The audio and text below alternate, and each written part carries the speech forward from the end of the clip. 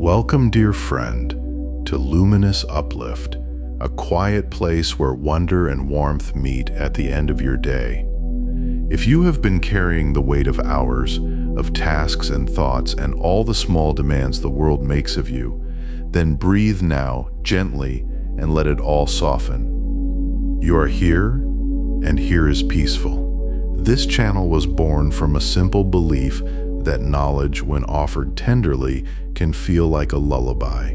That science and serenity are not opposites, but companions walking side by side beneath a vast and glittering sky. Here we tell stories that lift the spirit and still the mind, weaving curiosity together with calm, so that learning becomes a kind of rest. And tonight we turn our eyes upward, as so many dreamers before us have done, to that ancient luminous companion floating silently above the sleeping world. The moon, pale and patient, she has watched over oceans and tides, over poets and wanderers, over children falling asleep in softly lit rooms for thousands upon thousands of years. On this channel, we will explore her gently, her quiet mysteries, her graceful rhythms, the beautiful truths she carries across the darkness to reach us. If these peaceful journeys bring you comfort, we would be so glad to have you stay. A soft like or a gentle subscription means the world to us and helps more weary souls find their way here. Now, let us begin our journey beneath the moonlight together. Close your eyes for a moment and let yourself drift backward. Not just years, not just centuries, not even the kind of deep time we measure in civilizations, rising and falling like breath. We are going much further than that. We are going to a place so remote in time that the very concept of a calendar becomes meaningless, where the numbers themselves feel more like poetry than mathematics, where 4.5 billion years stretches out before us like an ocean with no visible shore. This is the territory we are entering tonight, gently, without hurry, the way you might lower yourself into warm water at the end of a long and tiring day. Let the weight of ordinary time fall away from you. Let your shoulders soften. Let your breathing slow, because the story we are about to tell began so long ago that the earth itself was barely a thought, barely a whisper of gravity pulling dust together in the dark, and the moon, that faithful lantern hanging above every human dream that has ever been dreamed, had not yet been born. Picture the solar system as it existed in those unimaginably early days. There were no continents yet, no oceans, no atmosphere of the kind that would one day allow something like you to exist and breathe and lie here listening to the stars. The young Earth was a world of violence and fire, a molten sphere still assembling itself from the raw material of the early solar system, still being battered by the constant rain of asteroids and planetesimals that characterized that primordial era. Scientists call this period the Hadean, from the Greek word for the underworld, and the name suits it perfectly. It was a hellish, churning, magnificent catastrophe of a whirl. The surface was largely molten rock, seas of magma glowing orange and red beneath a sky thick with volcanic gases. There were no gentle hills, no quiet valleys, no soft meadows catching morning light. There was only heat and pressure and the slow, relentless work of gravity drawing matter together into something larger, something more coherent, something that would eventually, over billions of years of transformation, become the world you know. And it was into this world, this young and violent Earth, still finding its shape, that something extraordinary happened. Something so enormous, so catastrophic, so utterly world-altering that it would quite literally create a new world from the wreckage. We call it the giant impact. and the story of how scientists came to understand it is almost as remarkable as the event itself. For a long time, the origin of the moon was one of the great unsolved puzzles of planetary science. There were theories, of course, because science is never without theories, but none of them quite fit all the evidence. Some researchers suggested that the moon had simply formed alongside the Earth, a companion world that coalesced from the same cloud of material at roughly the same time. Others proposed that the moon had formed somewhere else entirely and had later been captured by Earth's gravity, drawn in like a wandering traveler finding an unexpected home. Still others suggested that a rapidly spinning early Earth had somehow flung off a piece of itself, sending a blob of material spinning out into orbit to become our moon. Each of these ideas had something to recommend it, and each of them had problems, gaps in the evidence, inconsistencies that refused to be smoothed over, no matter how carefully you adjusted the details. And then, in the 1970s, two scientists named William Hartmann and Donald Davis proposed something altogether more dramatic. They suggested that the young Earth had been struck by another world entirely, a body roughly the size of Mars, a planet in its own right that had been quietly sharing an orbital neighborhood with the early Earth before the chaotic dynamics of the young solar system brought the two on a collision course. This hypothetical impactor was later given a name drawn from ancient mythology, a name both beautiful and fitting for something so primordial. Scientists called it Theia, after the Greek Titan who was the mother of Selene, the goddess of the moon. Even in the naming of things, we reach for poetry when the facts themselves feel too vast to hold any other way. Imagine Theia now drifting through the darkness of the early solar system, a world perhaps half the diameter of Earth, rocky and dense and ancient in its own right, carrying within itself the complex chemistry of the early solar system. For millions of years, Theia moved in an orbit that brought it relatively close to Earth, but not close enough for the encounter to become a collision. The gravitational dance between the two worlds was a long and intricate one, full of subtle perturbations and tiny adjustments, a choreography written in the language of orbital mechanics. But the solar system in those early days was not a stable or forgiving place. There were other bodies, other influences, other gravitational nudges arriving from all directions, and slowly over time, Theia's orbit shifted. It drifted, it changed, and one day, in the deep silence of interplanetary space, the paths of Theia and the early Earth finally intersected. What happened next is almost beyond our imagination to fully grasp, and yet scientists have modeled it with extraordinary precision, running computer simulations that trace the paths of millions of particles through the chaos of the impact and its aftermath. The collision was not a sudden, sharp thing, not the clean strike of one billiard ball against another. It was more like two enormous half-liquid worlds flowing into each other in slow motion, at least on the timescales that matter to bodies so massive.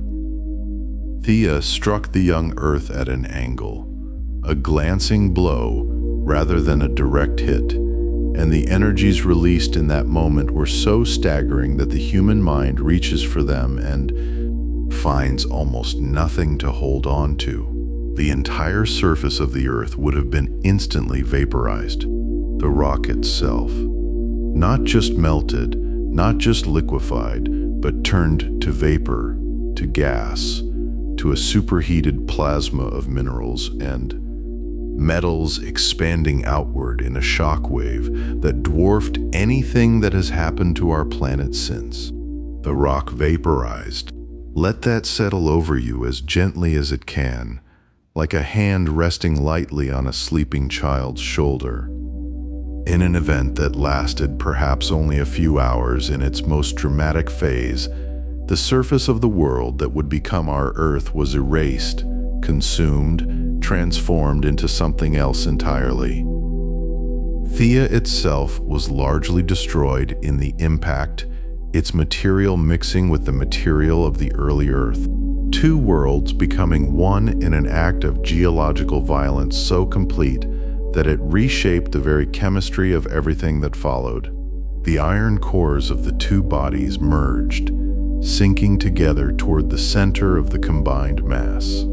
And the lighter material, the rock and silicate that had made up the mantles and crusts of both worlds, was hurled outward into space in quantities that are themselves almost impossible to comprehend.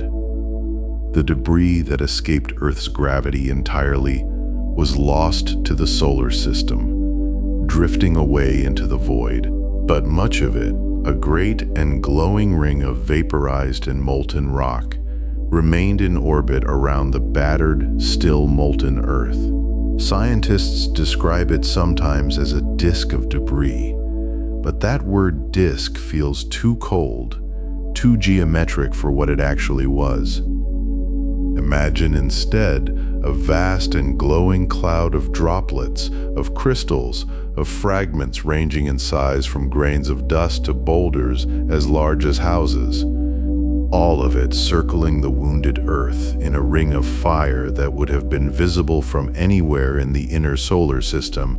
The sky of Earth in those days, if you could have stood on the still molten surface and looked upward, which of course you could not, would have been filled with this ring of light, this halo of debris catching the fierce young light of the early sun and glowing with a brightness that would have made the night, if night could even have existed then, look nothing like any night we have ever known. And here's where the story becomes something quieter, something more patient, something that asks us to slow down even further and appreciate the gentle, accumulative power of gravity working across time, because that ring of debris did not stay a ring forever.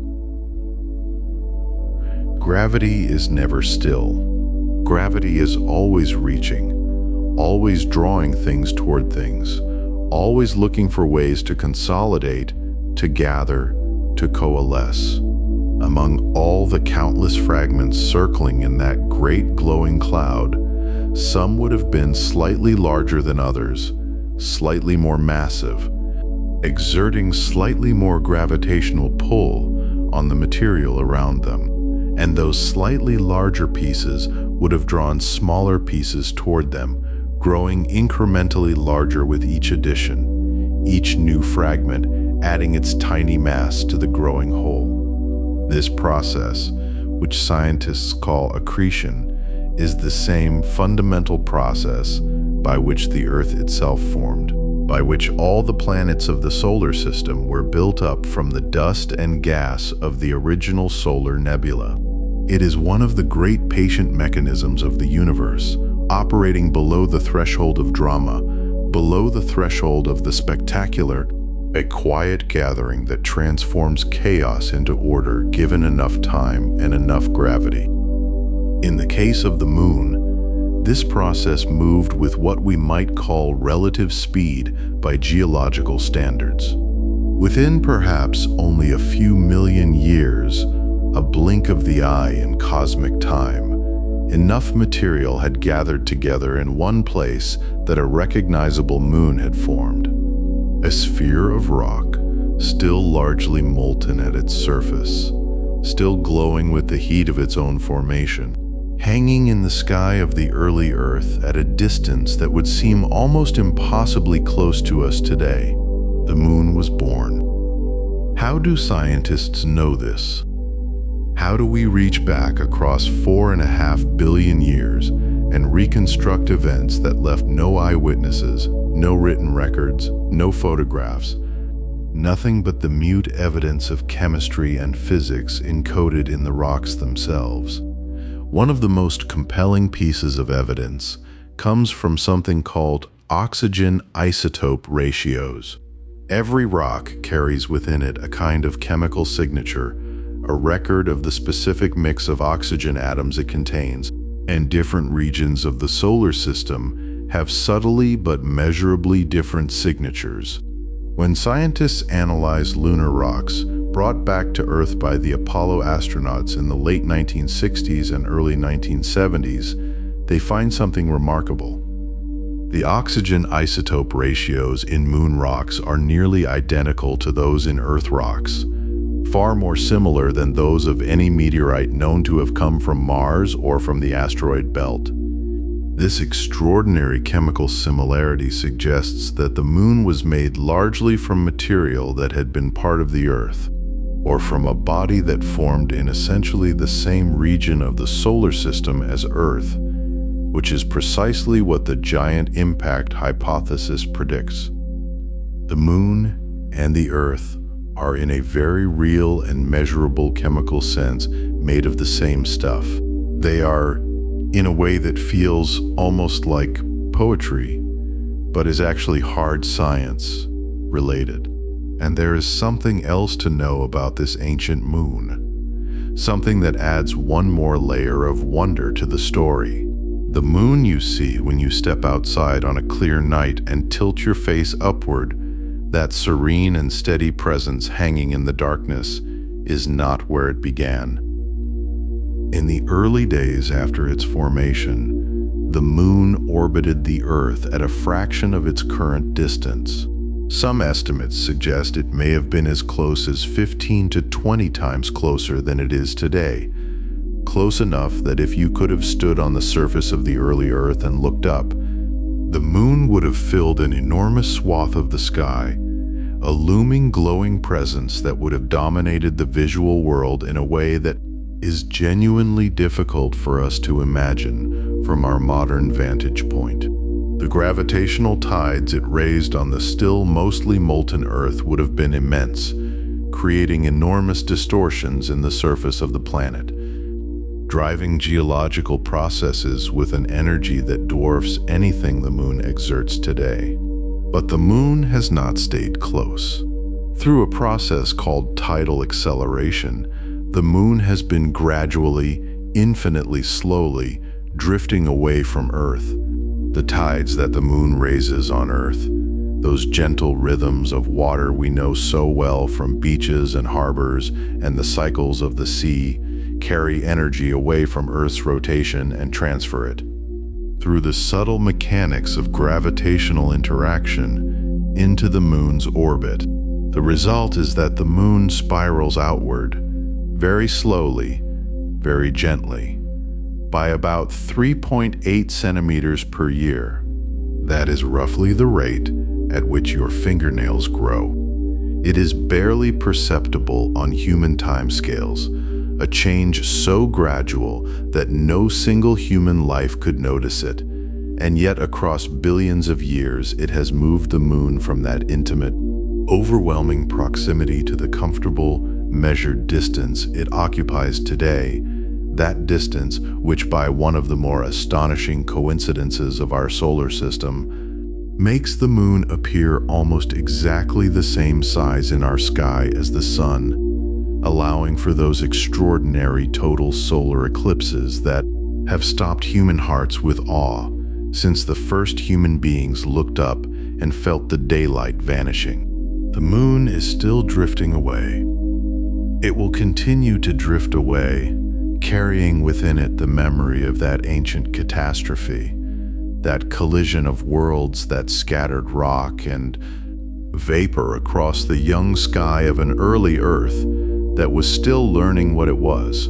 Every night when you look up at it, you are looking at the direct consequence of a violence so enormous it reshaped two planets into one and sent a ring of fire spinning into orbit around the wounded Earth. And from that ring of fire, from that vast and glowing cloud of debris left behind by the greatest collision our world has ever known, something beautiful and patient and permanent slowly gathered itself together in the dark. 4.5 billion years ago, give or take the kind of uncertainty that attaches itself to all measurements made across such gulfs of time. Theia struck the early Earth, and everything changed.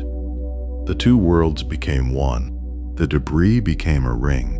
The ring became a moon. And somewhere in that transformation, in that slow, patient alchemy of gravity and time and cooling rock, the conditions for everything that would follow were quietly laid in place.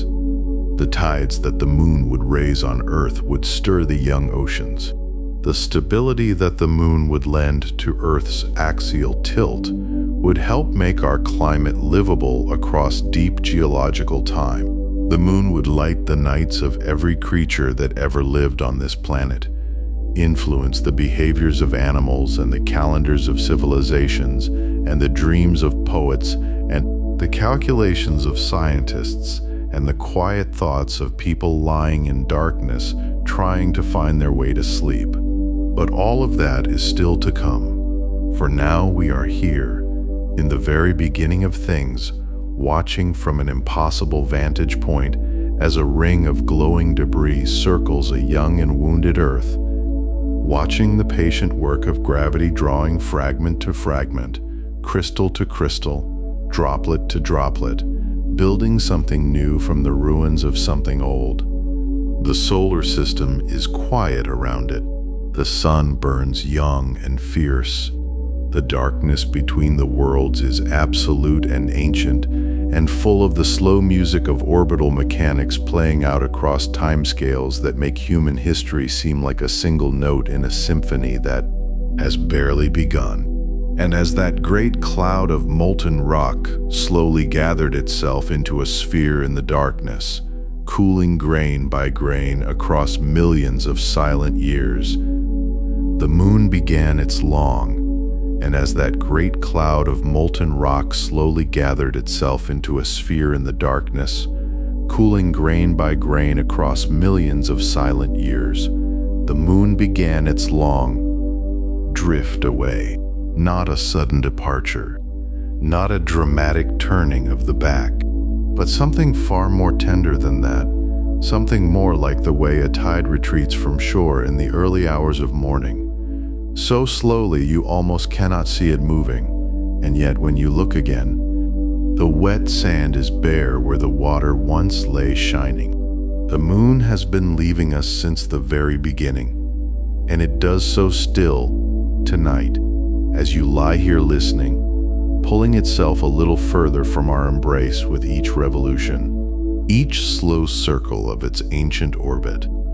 Astronomers have measured this departure with extraordinary precision. The moon moves approximately 3.8 centimeters farther from the Earth each year, just under 4 centimeters, less than the length of your smallest finger. It sounds so insignificant, so quiet a thing that it is easy to let it pass without wonder. But hold that number gently in your mind for a moment.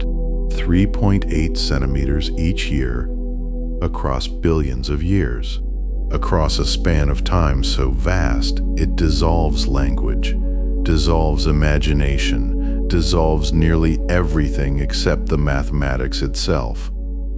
And when you allow yourself to feel the full weight of that accumulation, what was once an intimate nearness becomes something else entirely, something slower, grander, and strangely beautiful.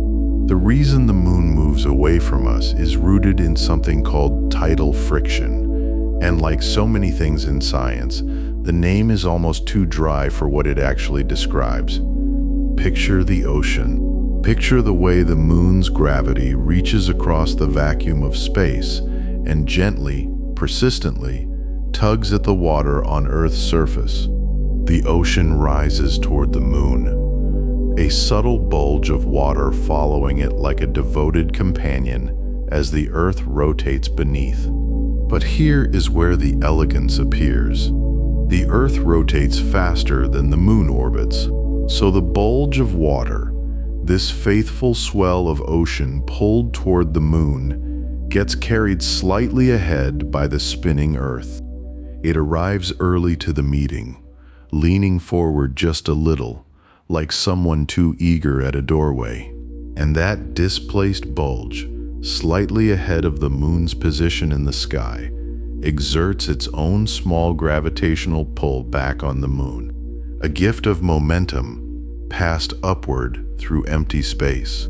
The moon receives this gift, and like a ball rolled away across a gentle slope, it drifts outward, upward, away, 3.8 centimeters further into the dark each year. And what the moon takes from the Earth in momentum, it gives back in something else. It slows us down. Think of a figure skater pulling their arms inward, spinning faster, then extending them wide, and feeling the spin surrender to stillness. The Earth is something like that skater in reverse. Its arms perpetually extended toward the moon, its spin unwinding across geological time. When the moon first formed, in those violent early hours of the solar system when the world was barely itself, the Earth turned so quickly that a full day lasted only about 6 hours. 6 hours from one sunrise to the next. 6 hours for the whole wheel of sky to complete its turn. Light and dark and light again, cycling in what we would experience as a kind of urgent breathlessness. The young Earth was spinning so fast that its poles were visibly flattened, its equator bulging outward from centrifugal force. The whole planet, a slightly squashed sphere whirling in the young light of a young sun. Imagine living then. If life had been there to experience it, the sun would have arced across the sky with startling speed, barely pausing at its zenith before tumbling toward the horizon again. Shadows would have swung like clock hands. The stars would have wheeled in dizzying circles overhead. There would have been something almost frantic about the world, something too quick, too bright, too constantly changing. But there was no one to notice. The Earth was still mostly molten, still breathing out its early volcanic fury, still assembling itself from catastrophe into something that might eventually become calm. And yet, even then, the moon was already doing its patient work, already tugging at the oceans, already slowing the spin, degree by degree, minute by minute across the immensity of time. The days grew longer, not in any way you could perceive across a human lifetime, or even across a civilization's memory, but they grew longer. The year, the actual trip around the sun, stayed more or less the same. The sun's gravity governs that, but the days expanded, the Earth's rotation winding down like a music box running out of tension, and so a single year, counted in days, began to contain fewer of them. This is a strange and lovely thing to sit with. There was a time when Earth's year contained more than 400 days, 400 sunrises per revolution around the sun, 400 evenings. And we know this not merely from equations and orbital mechanics, but from something far more intimate. We know it from coral. Ancient corals are among the quietest witnesses in all of natural history. They grow slowly. Corals do, adding thin layers of calcium carbonate to their skeletons as the seasons change. In modern coral, you can count the growth rings much as you count the rings of a tree, and those rings reflect both daily and seasonal rhythms. Scientists have found fossil corals from hundreds of millions of years ago, corals that were alive in the Devonian period, something like 400 million years in the past. And when those ancient skeletons are examined with patience and care, the rings inside them tell a different story than what we see in living coral today. The rings confirm it. More than 400 days in a year. The Earth was spinning faster then. Each day was shorter, and coral, in its slow, silent way, had recorded the whole thing without anyone asking it to. There is something deeply moving about that. about the idea that the truth of deep time is written in stone that was once alive, that the ocean's creatures, building their small calcium houses on the seafloor of a vanished world, inadvertently became the record keepers of Earth's rotation, the archivists of the planet's own slowing breath.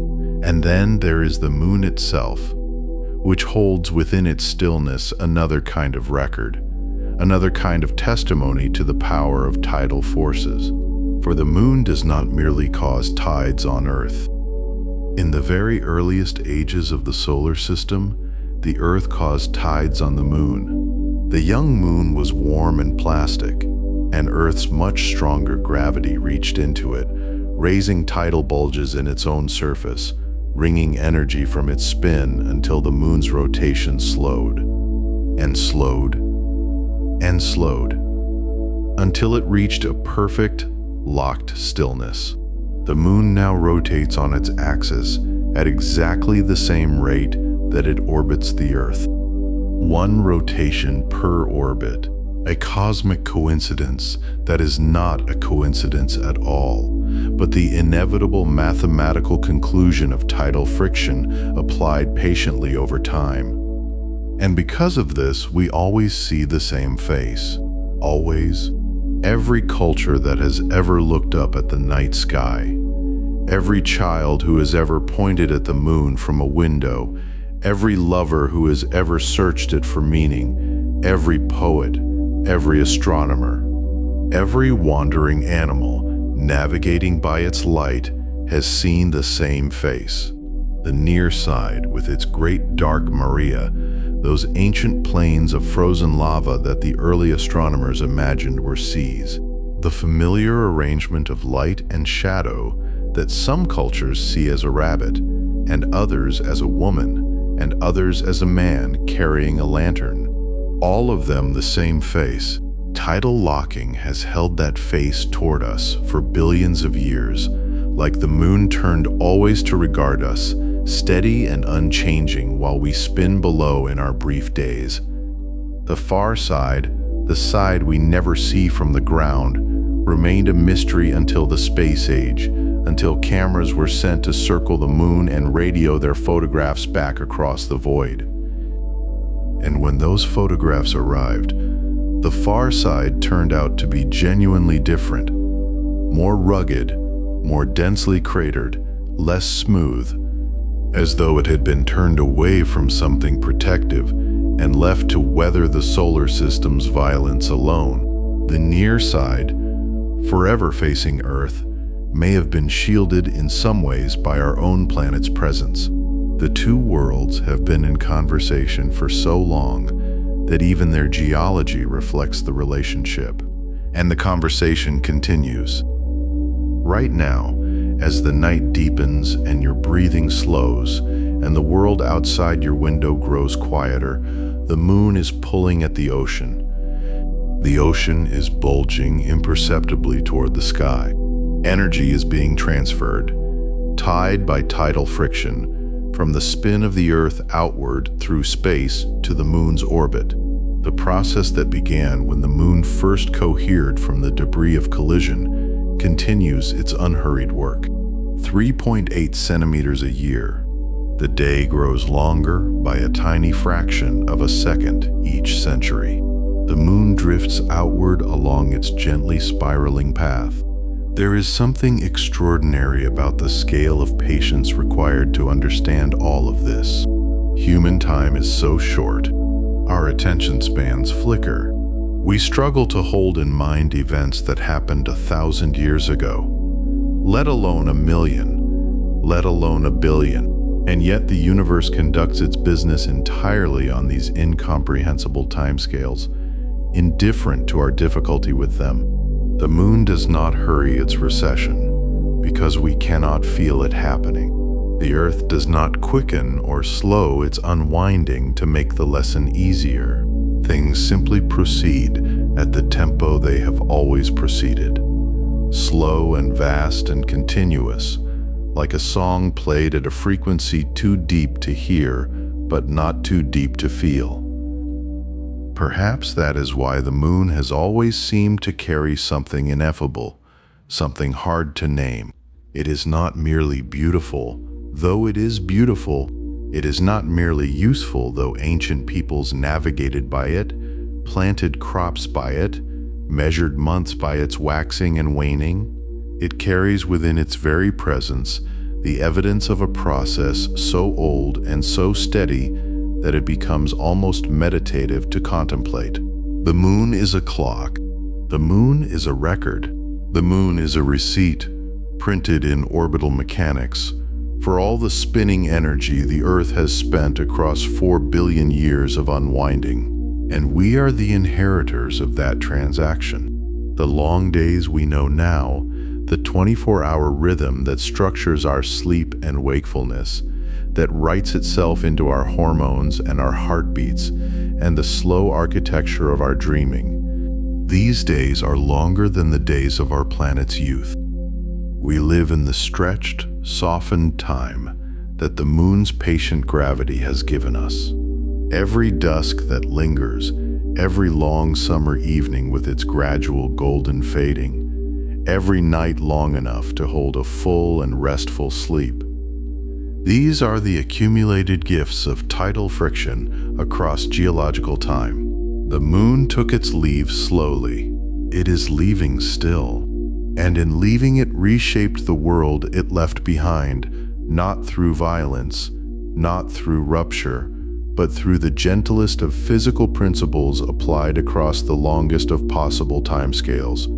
It reached back with its gravity and slowed the spinning earth, the way a hand trailing in water slows a turning boat, and so the earth, like a spinning top slowly surrendering to stillness, gave its restless energy to the moon as a gift, and in doing so stretched each day a little longer, a little softer, until the nights themselves became deep enough to hold, so the earth, like a spinning top slowly surrendering to stillness, gave its restless energy to the moon as a gift, and in doing so stretched each day a little longer, a little softer, until the nights themselves became deep enough to hold all the quiet that the moon had been gathering across its long and patient life.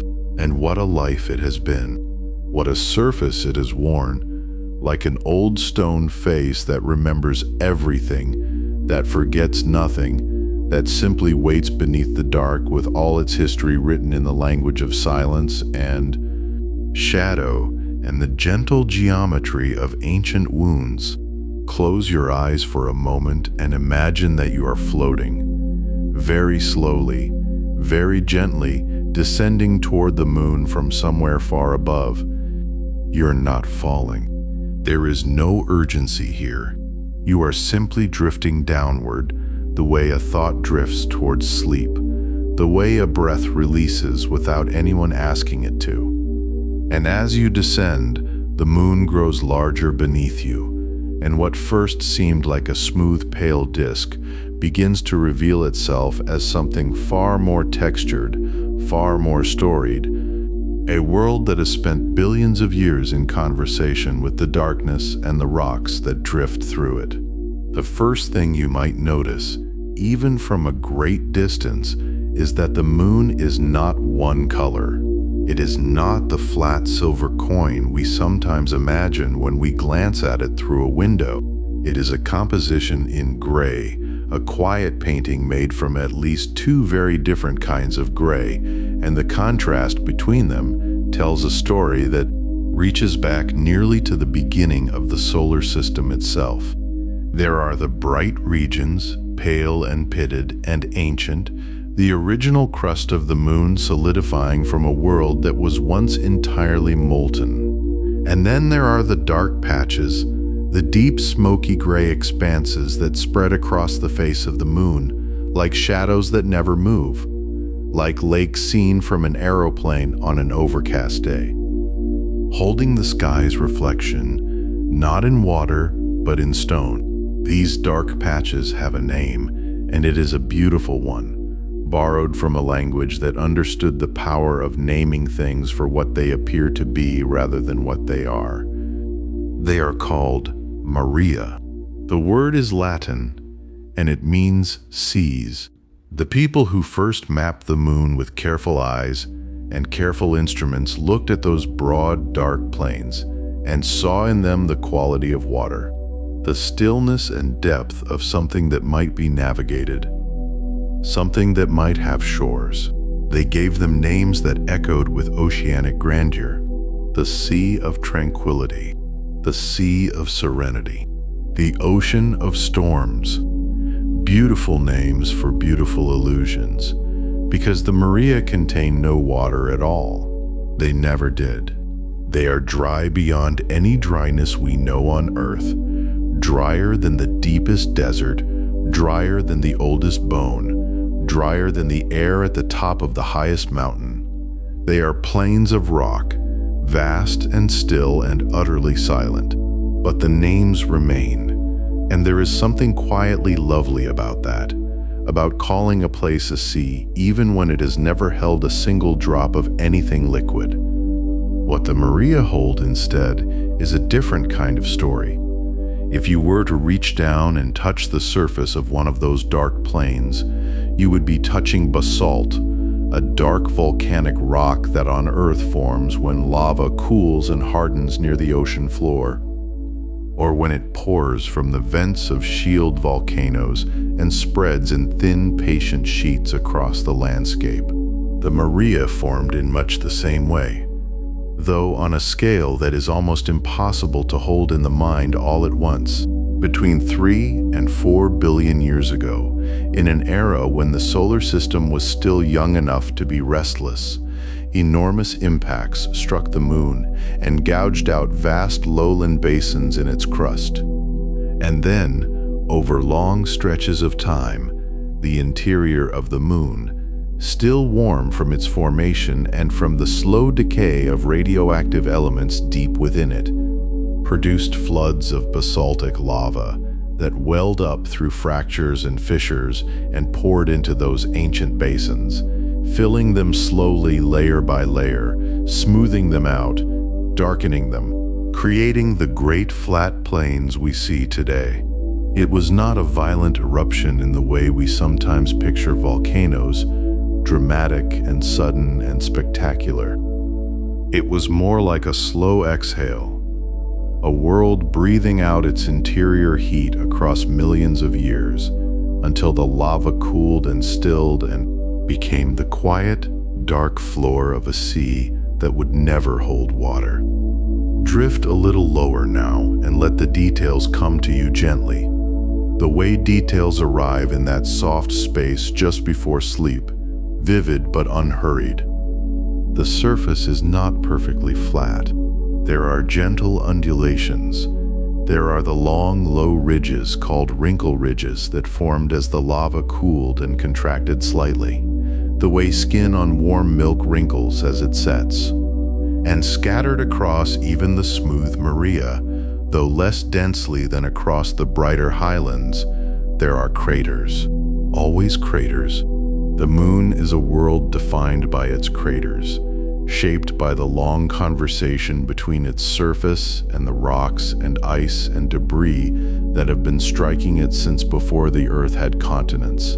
A crater begins with an impact, with something arriving from the darkness at extraordinary speed, perhaps tens of kilometers per second, too fast for the mind to follow with anything but mathematics. When an object moving at that speed meets a solid surface, the result is not really a collision in the ordinary sense.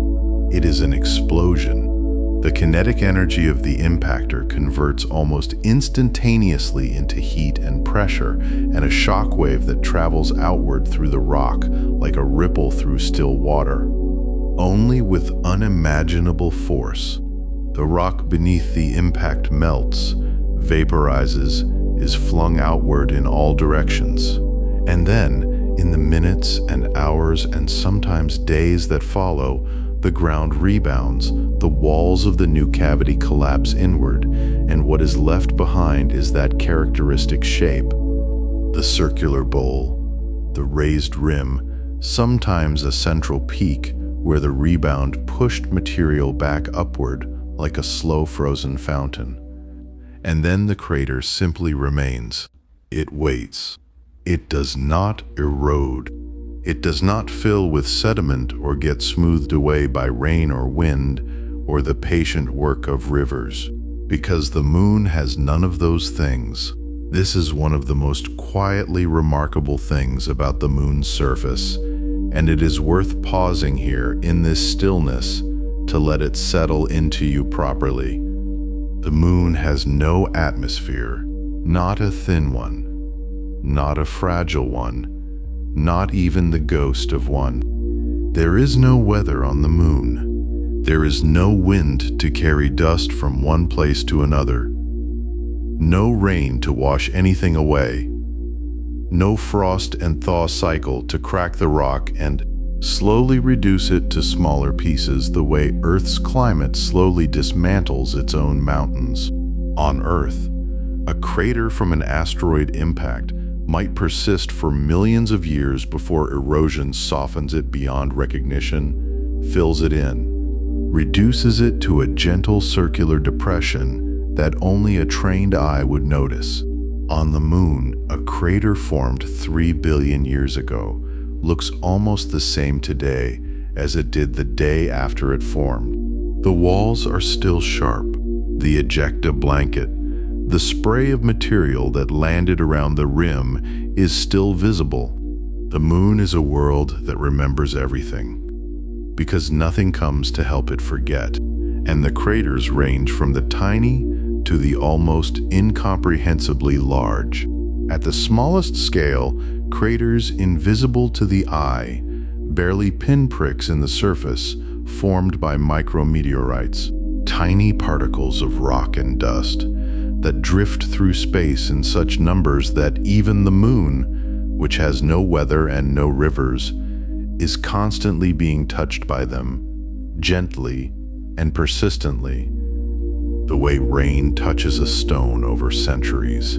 These smallest impacts do something interesting over time. They grind the surface. They pulverize the rock, breaking it down grain by grain into something fine and soft, a layer of powdery material that blankets the entire moon, the highlands and the Maria alike, smoothing the very smallest details even as the larger craters remain sharp and clear. This material is called regolith, and it is the moon's equivalent of soil, though no plant has ever grown in it, and no rain has ever moistened it, and it has never known anything like the warmth of a summer afternoon. It is dust made of shattered rock, made by billions of years of patient impact and re-impact, each grain the product of a collision too small to see, accumulating across time into a layer that in some places reaches several meters deep. The astronauts who walked on the moon described the regolith as something they had no quite adequate word for.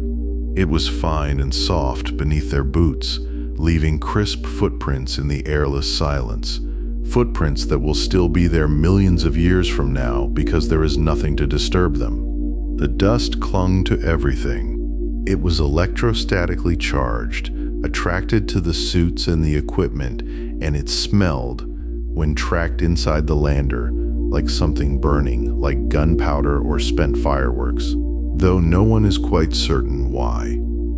It was ancient and strange, and utterly unlike anything on Earth. This gray powder that had been made by the slow grinding patience of the void. At the largest scale, the craters become something else entirely, something that stretches the word crater until it barely fits anymore. The South Pole Aitken Basin sits on the far side of the moon, mostly hidden from Earth's view, and it is one of the oldest and largest impact structures in the entire solar system. It stretches roughly 2,500 kilometers across and expands so wide that if you placed it over Europe, it would cover most of the continent and still have room at the edges. And it is deep, reaching down approximately 8 kilometers below the surrounding terrain, a wound so profound that it may have punched all the way through the moon's crust and into the mantle beneath. It is not fresh and sharp-edged like a younger crater. It is ancient and softened by subsequent impacts, its floor covered in craters of its own, its existence mostly inferred from careful measurements and the subtle chemistry of the rocks found within it rather than from any dramatic visible impression. It is a scar so old it has become part of the landscape. The way the deepest wrinkles on a very old face are no longer thought of as marks but simply as the face itself. Floating above this world, in the stillness, in the gray and silver light, there is something deeply peaceful about understanding what you're looking at. Every dark plain was once a flood of slow volcanic rock. Every crater is a record of an ancient encounter between the moon and something that came from the dark.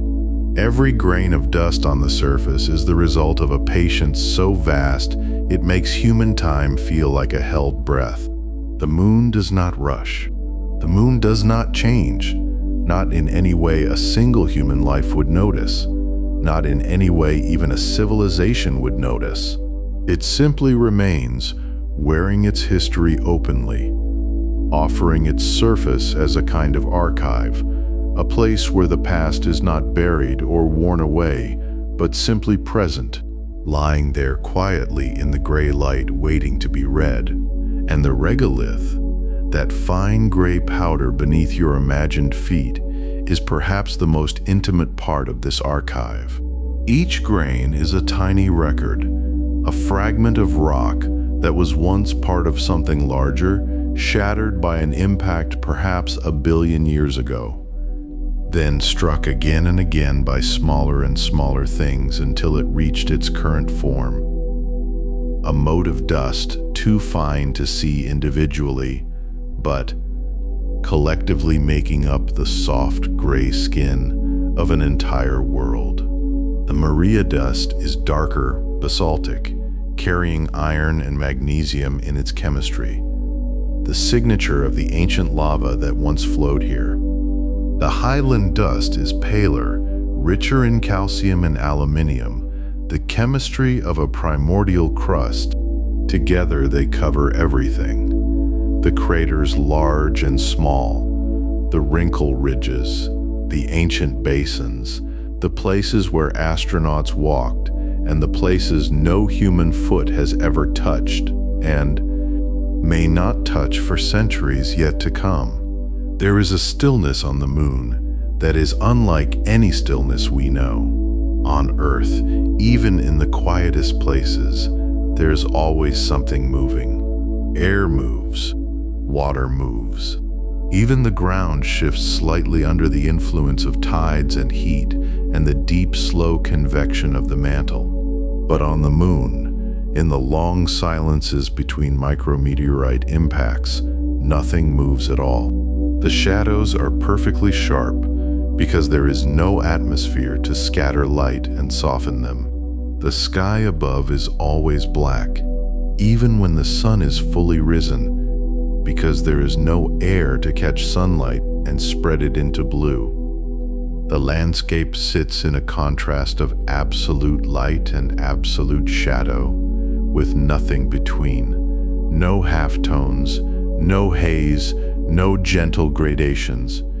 It is a world of stark and beautiful extremes, and yet somehow seen from a distance, softened by the distance of space, it looks gentle. It looks like something you could rest in, like a long, quiet exhalation at the end of a very long day. Beneath that ancient powdered surface, each grain of regolith carries within it a small frozen memory of impact and heat. And if you could hold a handful of moon dust in your palm, you would be holding something that had never once known beneath that ancient powdered surface. Each grain of regolith carries within it a small frozen memory of impact and heat, and if you could hold a handful of moon dust in your palm, you would be holding something that had never once known the warmth of a human hand, never once been disturbed by wind or rain or the slow patient turning of seasons, and yet for all its stillness, for all its ancient quiet, The moon holds secrets that are stranger and more tender than you might expect, from a world so seemingly bare and so seemingly finished with surprise. There are places on the moon that the sun has never touched. Let that thought settle into you gently, the way a snowflake settles onto still water. There are places on the moon where sunlight, which has traveled 93 million miles through the open dark of space, simply never arrives. Not once. Not in 4.5 billion years. These are the permanently shadowed regions, the deep cold pockets nestled within craters near the lunar poles, and they are among the most extraordinary and quietly magnificent places in the entire solar system. Imagine, if you can, a crater near the moon's south pole. It is wide and ancient, carved long ago by the patient violence of an impacting rock, and its rim rises high enough to catch the sunlight that grazes the lunar surface at such a shallow angle near the poles. Because the moon's axial tilt is so slight, barely more than a whisper of a lean compared to Earth's comfortable 23 degrees, the sun never climbs high enough in the lunar sky to spill its light down into the deepest parts of these craters. The crater walls act as a kind of permanent roof, and the floor below lives in a darkness that has not once been interrupted since before the first single-celled life appeared on Earth. Since before the oceans of our world had settled into their basins, since before almost anything we might think of as familiar or alive had yet begun. The word stillness does not quite do justice to what those places are. Stillness implies that something once moved and then stopped. But these shadowed floors have never moved at all, not in any way that light or warmth might cause. They are not still so much as they are original, preserved in a state that precedes all change, all warmth, all the busy, restless work that heat tends to do wherever it finds a foothold. And in that original darkness, something extraordinary has been gathering for billions of years. Water. Not liquid water, not the flowing, glittering, life-giving water of rivers and seas, but ice, crystalline and patient and impossibly old, locked into the shadowed soil of those crater floors in deposits that have been building molecule by molecule since long before the dinosaurs. Since long before the seas of Earth held their first swimming things. Since long before the word before had any meaning at all.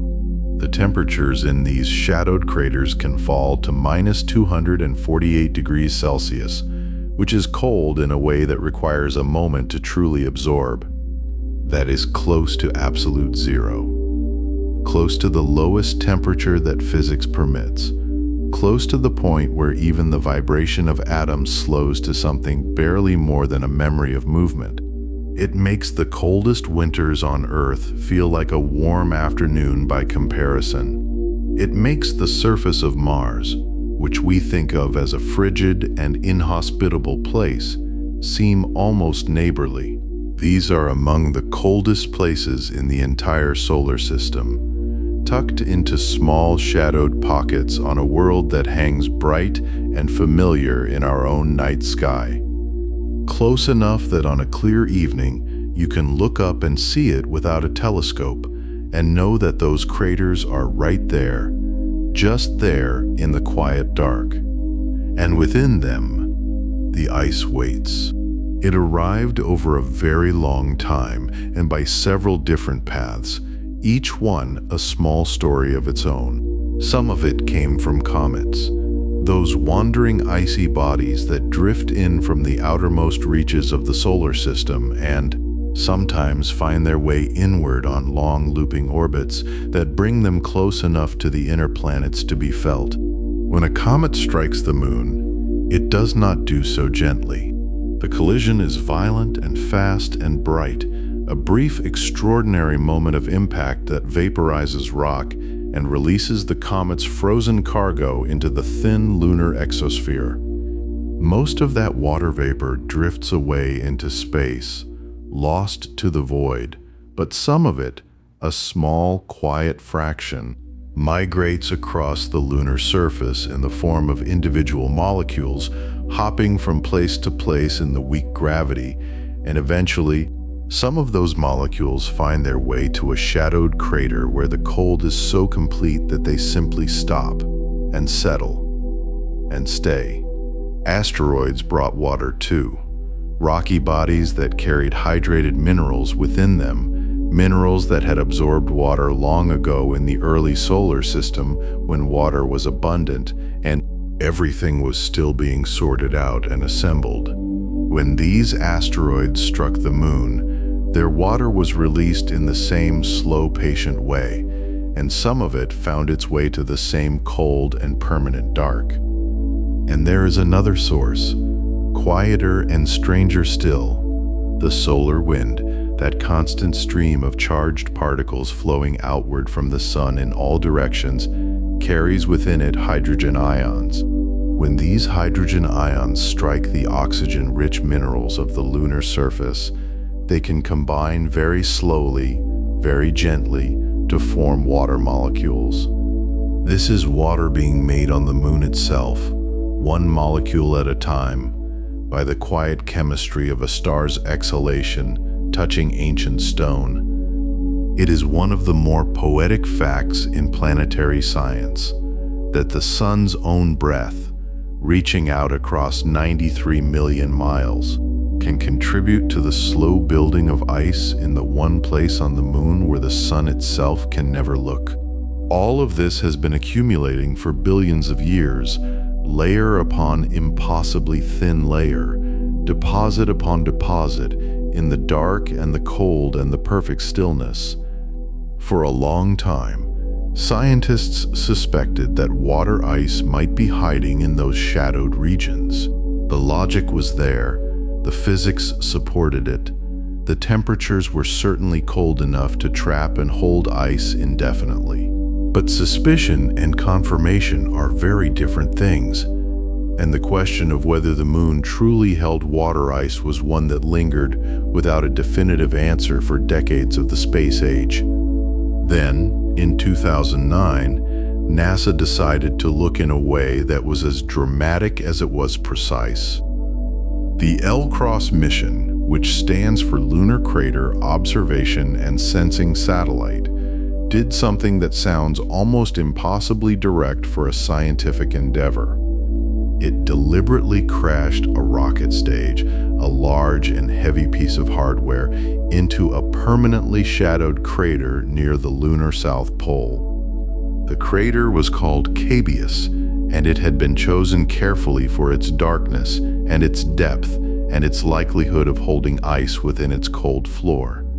The impact was not an accident or a tragedy, but an experiment, a controlled and calculated collision designed to kick up a plume of material from the crater floor, so that the companion spacecraft following closely behind could fly through that plume and analyze what it contained. The rocket stage struck Cabeus traveling at well over a mile per second, and the impact sent a plume of debris and vapor rising up from the crater floor, out of the shadow and briefly into the light, where instruments could read it. The L-CROSS spacecraft flew through that plume like a careful and curious visitor and measured what it found, and what it found was water. Unmistakable, confirmed real water ice, mixed into the shadowed soil of Cabeus in amounts that were genuinely significant. It was a beautiful moment in the history of exploration, not because of the collision itself, which was spectacular in its own right, but because of what it revealed. The moon, our closest companion in space. The world we have looked up at for the entire span of human existence. The world we had sent 12 human beings to walk upon had been keeping a secret, a cold and ancient and quietly enormous secret, hidden not on its bright familiar face, but in the small dark pockets at its poles, in places that felt almost deliberately concealed. As though the moon had tucked something precious away in the deepest part of its coat pocket and waited patiently for someone to think to look there. Since then, other missions have added to our understanding, mapping the distribution of these ice deposits more carefully, estimating their depth and extent. And the picture that has emerged is one of a resource that is genuinely substantial, not infinite, not without complexity, but real and accessible in a way that changes how we think about the moon's future and about our own. Because water ice on the moon is not only a scientific curiosity, it is, quite practically, one of the most valuable things imaginable for any vision of long-term human presence beyond Earth. Water is heavy and expensive to launch from Earth's surface, requiring enormous amounts of fuel to lift it through our planet's strong gravity and carry it across the distance to the moon. But if water is already there, waiting in those shadowed craters, then future explorers would not need to bring it with them. They could harvest it, melt it, purify it, drink it. They could split it into its component elements, hydrogen and oxygen, to create breathable air for habitats and fuel for rockets. Water ice at the lunar poles could serve as the foundation for everything, the thing that makes everything else possible, the quiet resource around which a whole future of exploration might be built. There is something deeply moving about that idea, that the water carried to the moon by ancient comets and asteroids and the slow chemistry of solar wind. Water that has been sitting in the cold and dark for billions of years might one day be drunk by a human being, that a person might stand on the moon in a habitat built near the South Pole and drink a glass of water that was once part of a comet that formed in the outermost reaches of the solar system, that traveled billions of miles through the dark, that struck the moon in an impact long before our own world had learned to grow trees, and that waited patiently, molecule by molecule, in the cold and the permanent shadow, for someone to come and find it. The journey of that water from the outer dark to a human mouth is one of the longest and strangest and most quietly beautiful journeys imaginable. But that is all still a possibility waiting to be built, a future that has not yet arrived.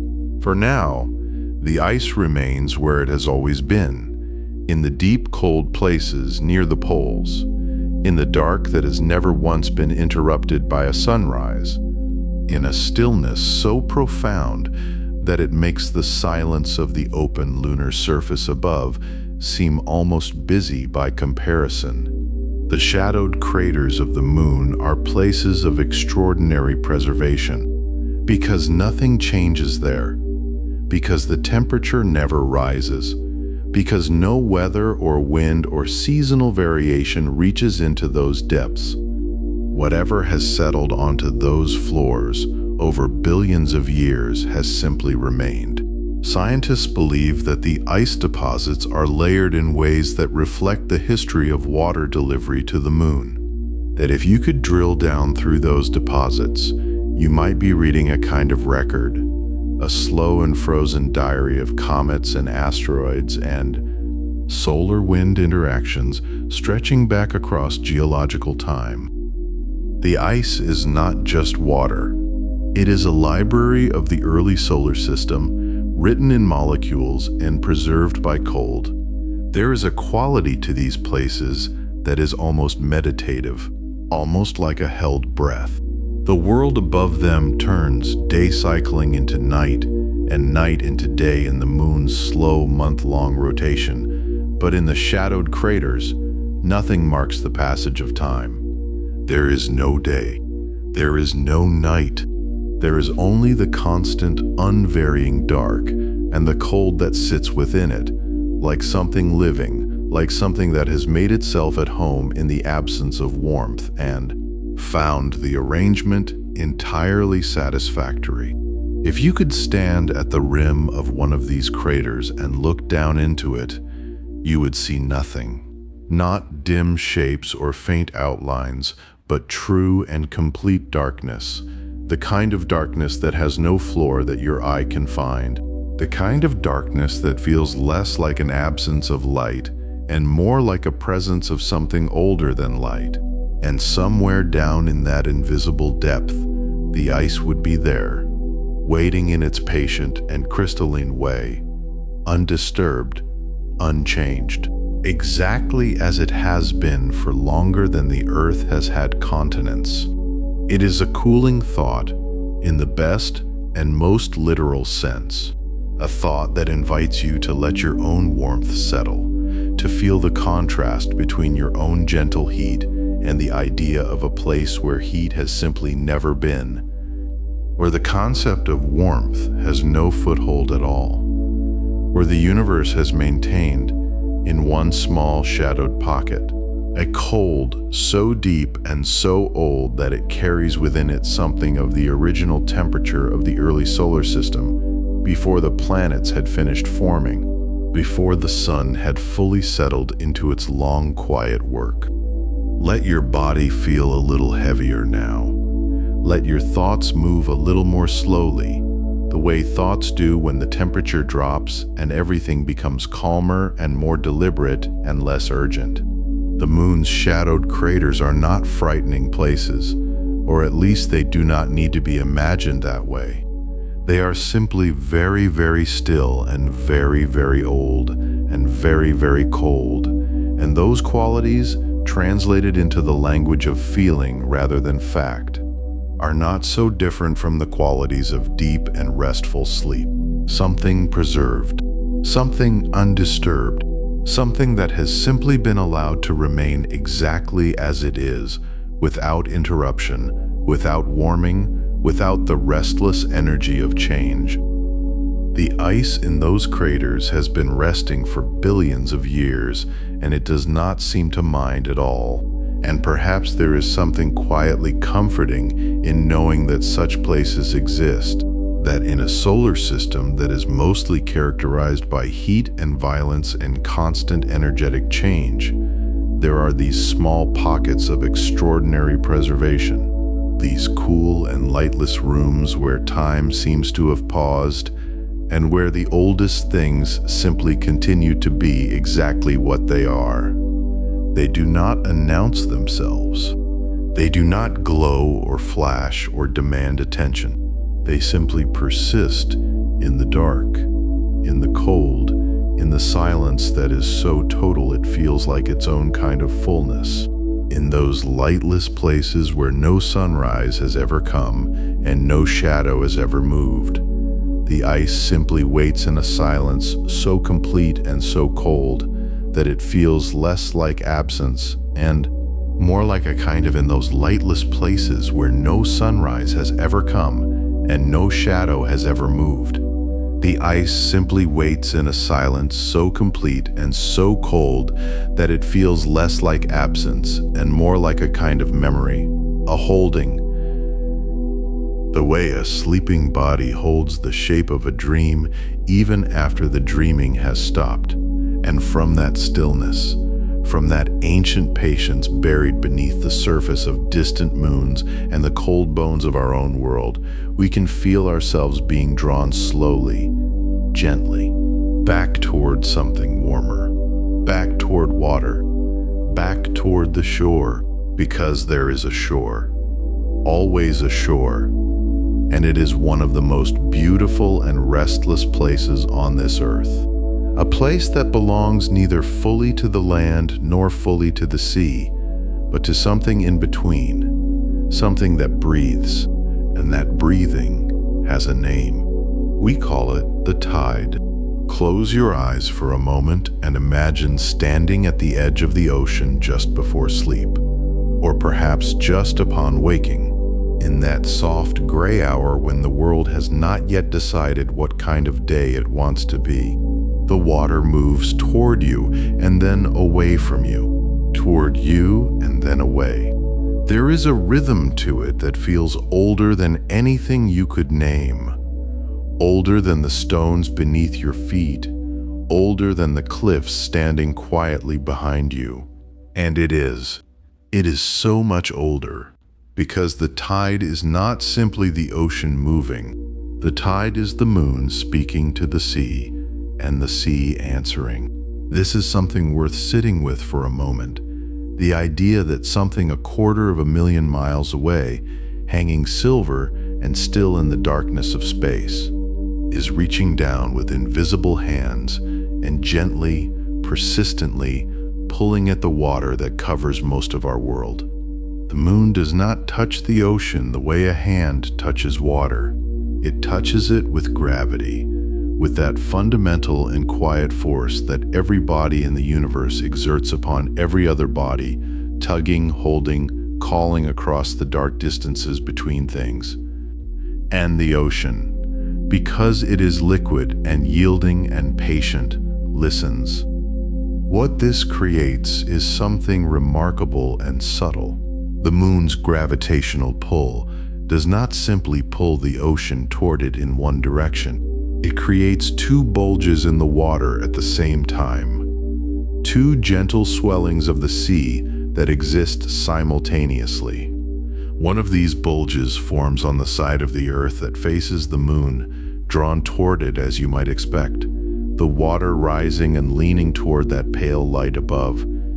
But the second bulge forms on the opposite side of the earth entirely, on the side facing away from the moon, and this one takes a little more imagination to understand. On that far side, the earth itself is being pulled toward the moon more strongly than the water on its outer edge, which means that water, in a sense, gets left behind a little. It bulges outward away from the moon in a kind of gentle release, a letting go.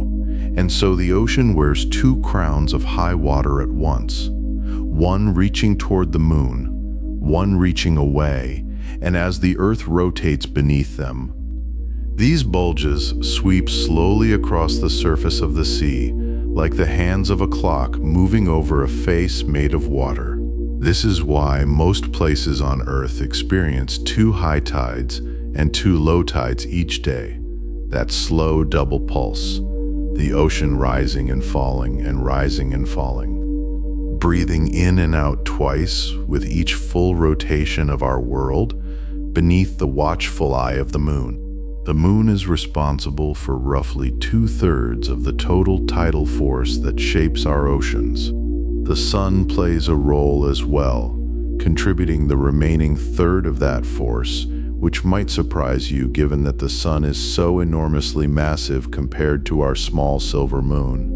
But gravity works with distance too, and the moon, being so much closer to us, exerts a disproportionate tidal influence despite its smaller size. The sun is there, faithful and warm, adding its own gentle pull to the conversation between the earth and its companion. When the sun and moon align, during the new moon and the full moon, their forces combine, and we get what are called spring tides, tides that run a little higher and a little lower than usual, more pronounced, more dramatic, the ocean stretching a little further in both directions, as if it wants to say something important. And when the sun and moon are at right angles to each other, their forces partially cancel out and we get neap tides, gentler and more modest, the ocean breathing softly, almost whispering. But without the moon at all, the tides would not disappear entirely. The sun's gravity would still move the water.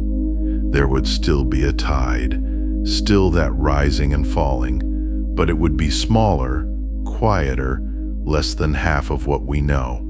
The ocean would still breathe, but shallowly. Something essential would be missing from its rhythm. The way music played without its percussion loses a certain grounding pulse, the beat that tells everything else where to stand. Now, if you want to feel the full power of what the moon and the sea can do together, You must travel in your imagination to the eastern coast of Canada, to a place called the Bay of Fundy. This is a long, narrow inlet of the sea wedged between Nova Scotia and New Brunswick, and it is shaped in just such a way, like a funnel, like a cupped hand, that it captures and amplifies the tidal force in a way that is almost beyond imagining. The water that comes in with the tide has nowhere to spread out. It has to go somewhere, and so it goes up. The difference between high tide and low tide in the Bay of Fundy can be as much as 16 meters. 16 meters!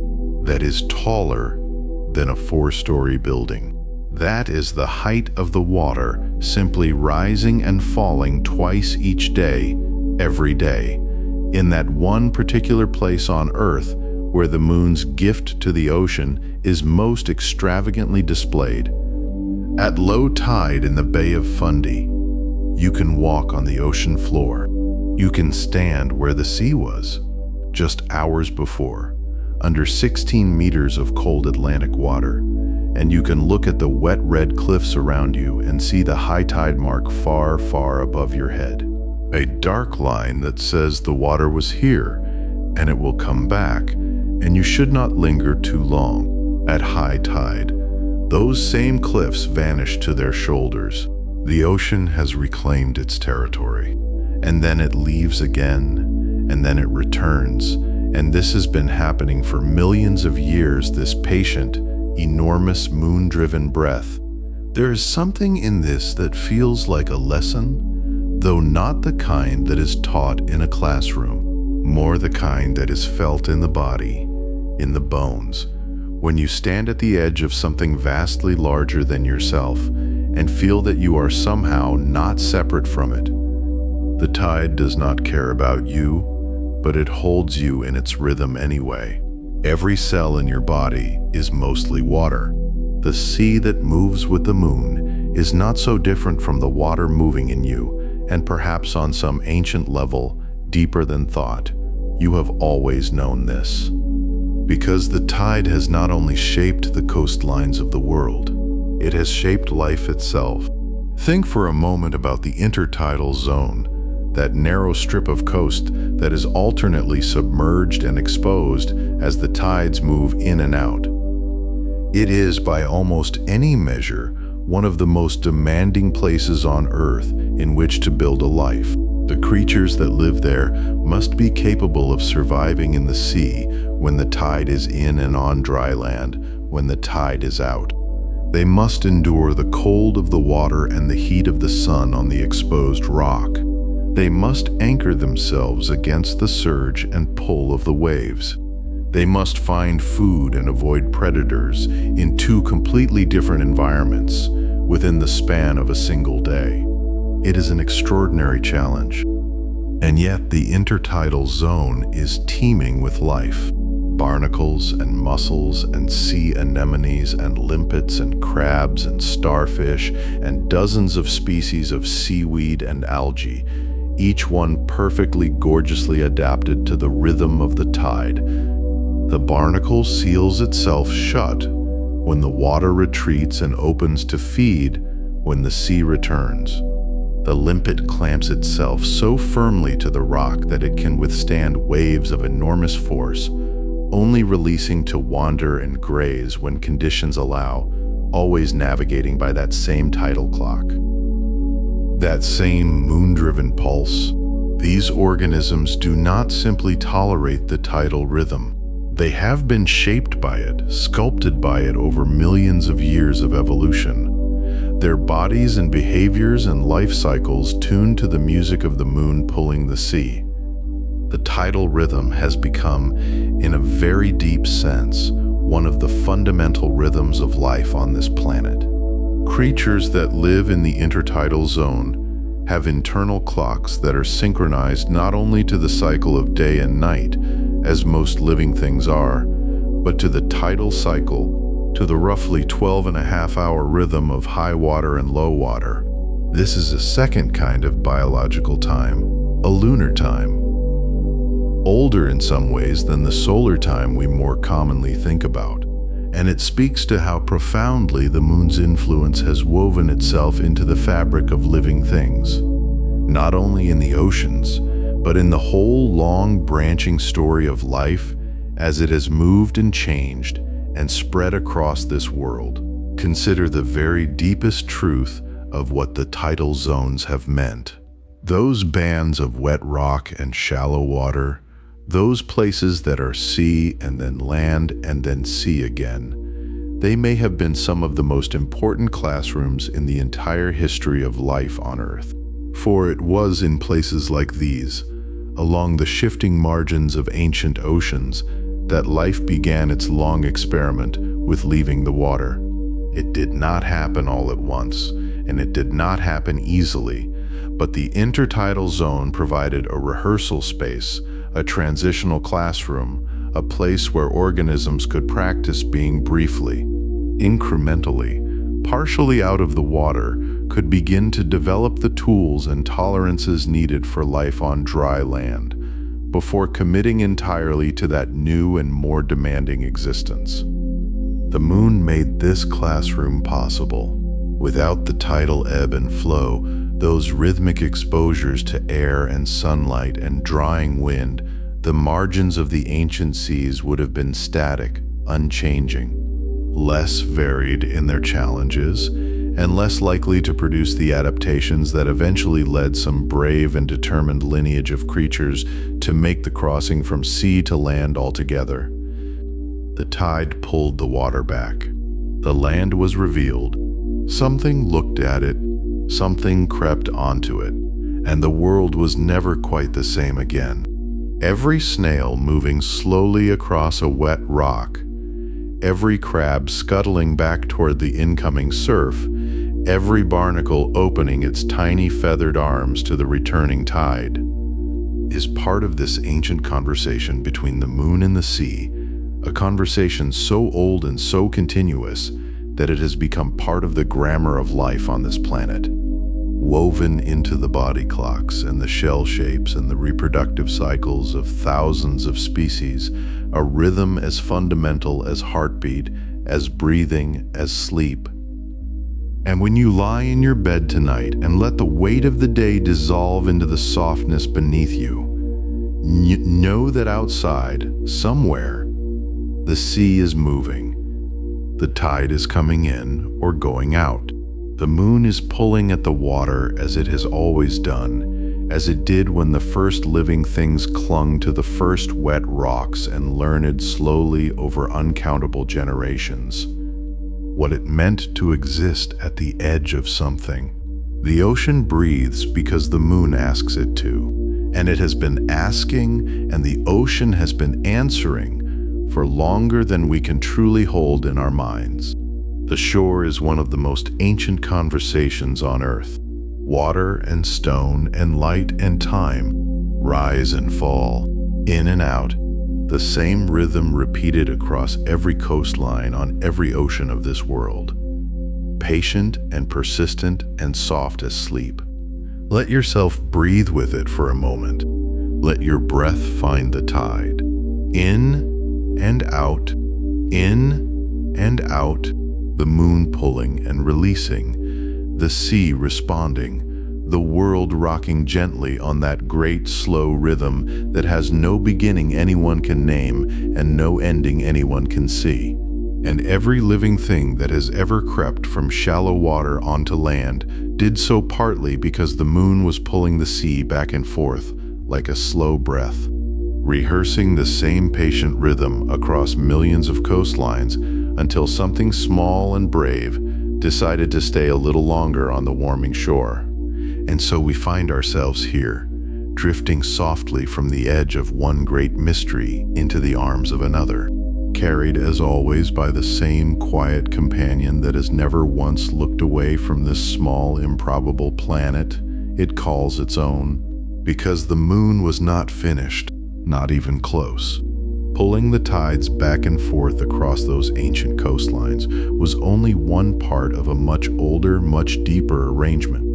A relationship so fundamental that it reaches into the very posture of the earth itself, into the angle at which our world leans toward the sun, into the tilt that gives us winter and summer, into the geometry that makes a season something you can feel in your bones before the calendar tells you it has arrived.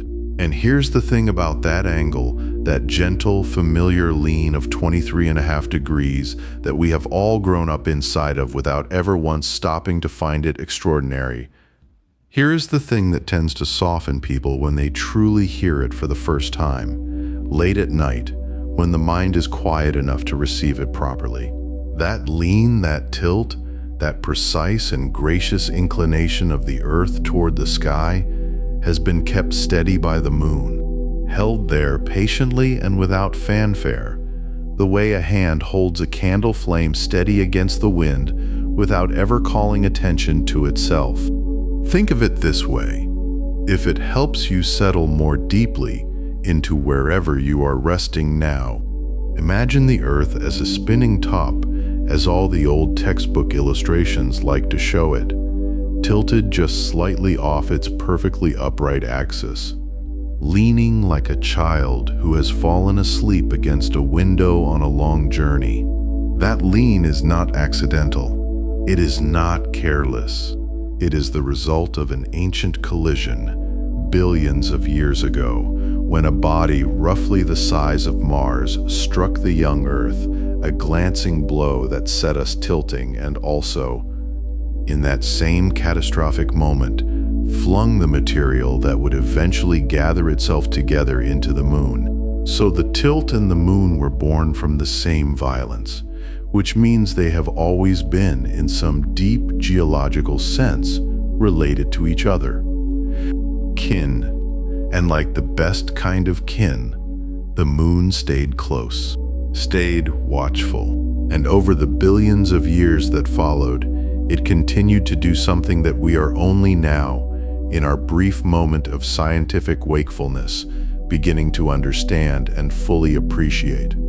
The moon acts as a kind of stabilizing gyroscope for the Earth's orientation in space.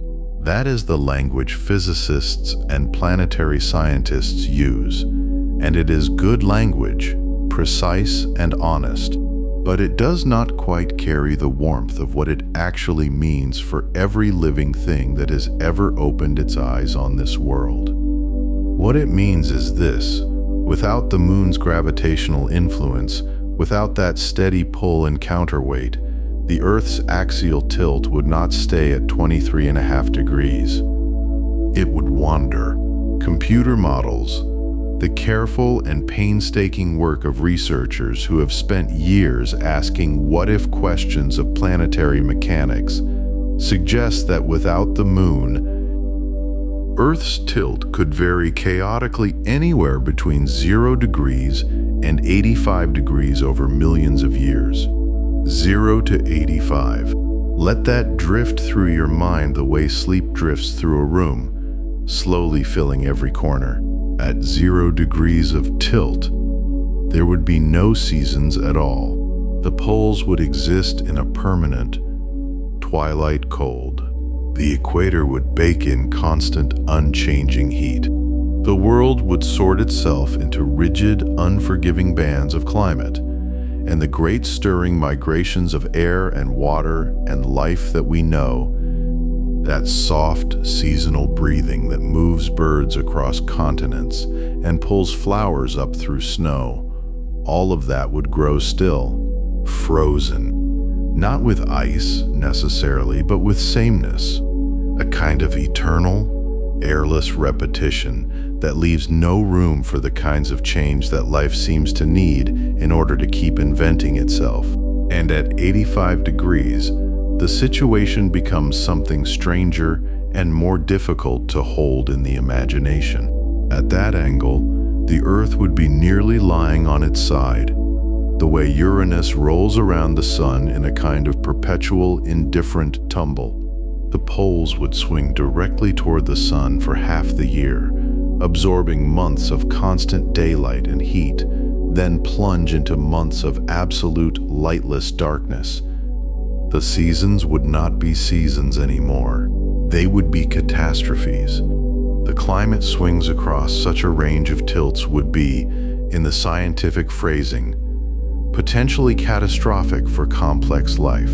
And that phrase, for all its measured carefulness, is doing a great deal of quiet work. What it means is that the intricate, layered, impossibly specific conditions that allowed something like consciousness to emerge from carbon and water and time might never have stabilized long enough to take root, might never have been granted the patience they needed, because life, even the hardiest and most tenacious kind, takes time. The kind of time that requires the world to remain reasonably recognizable to itself from 1,000,000 years to the next. The kind of stability that lets evolution make small, careful bets, building one fragile structure on top of another, trusting that the climate will not swing so wildly between experiments that everything has to start from nothing again. The moon, without ever announcing its intentions, without any awareness of what it was protecting, held the angle of the world steady enough that those experiments could accumulate. That complexity could layer itself upward over billions of years. That something as astonishing as a nervous system could eventually dream itself into being. We can look sideways in the solar system to understand what the absence of this steadiness looks like. Mars is the example that planetary scientists reach for most naturally, partly because Mars has been studied so carefully, and partly because its story carries a kind of melancholy that the scientific literature tends to understate. Mars has no large moon. It has two small captured asteroids, Phobos and Deimos, tumbling around it in irregular orbits. But they are far too small, far too light, to do for Mars what our moon does for us. And so Mars, over geological time, has experienced significant variations in its axial tilt. The angle of Mars has wandered, the climate of Mars has swung, and whatever conditions might once have existed on that rust-colored, wind-carved world, whatever possibilities might have been quietly accumulating in liquid water beneath an early sky, they were not given the same patient, sheltered time that life on Earth was given. The steadiness was not there. The hand was not holding the candle still. It is a thought that arrives softly, the way the most important thoughts tend to arrive, not with trumpets, but with a gentle settling, like dust coming to rest in a room where the windows have finally been closed against the wind. The moon did not just help life crawl from the sea, it helped life stay. It helped the world remain a place where staying was possible, where the sky above was not swinging through extremes so violent that every century would feel like an entirely different planet. It was holding the angle, holding the lean, keeping 23.5 degrees like a note held in a piece of music that would otherwise fall apart without that sustained, quiet sound beneath everything else. And there is something deeply moving, if you let yourself sit with it long enough, about the fact that no living thing until very recently knew this was happening. Every ancient civilization that looked up at the moon and read meaning into it, every poet who reached for it as a symbol of change and mystery and inconstancy, none of them knew that the very thing they were calling inconstant was the source of their constancy. The tides, yes. They knew about the tides.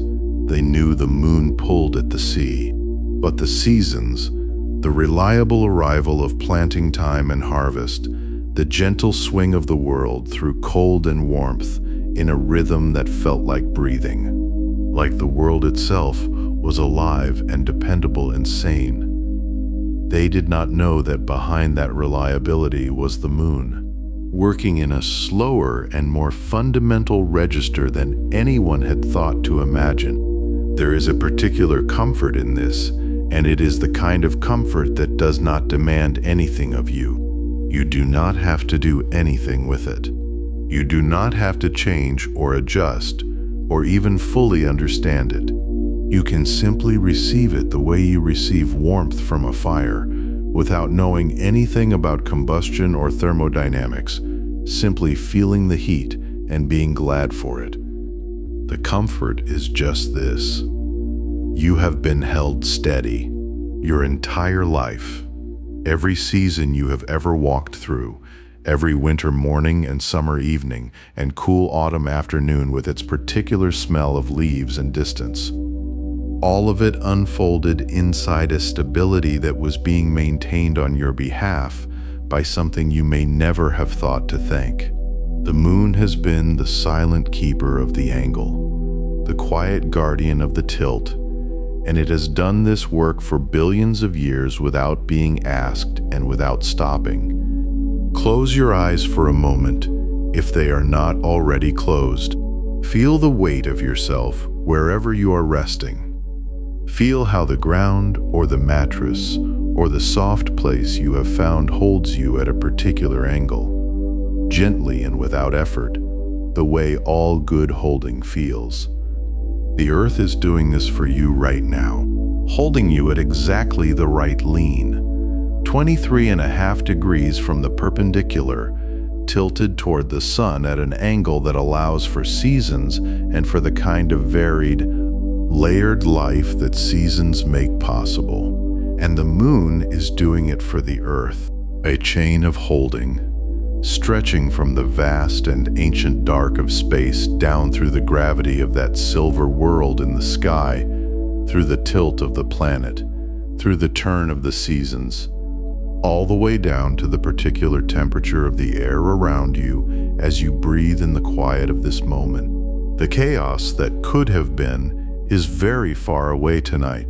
The 85-degree tilt, the catastrophic swings, the world that wanders through its own orientation like a compass with no fixed north.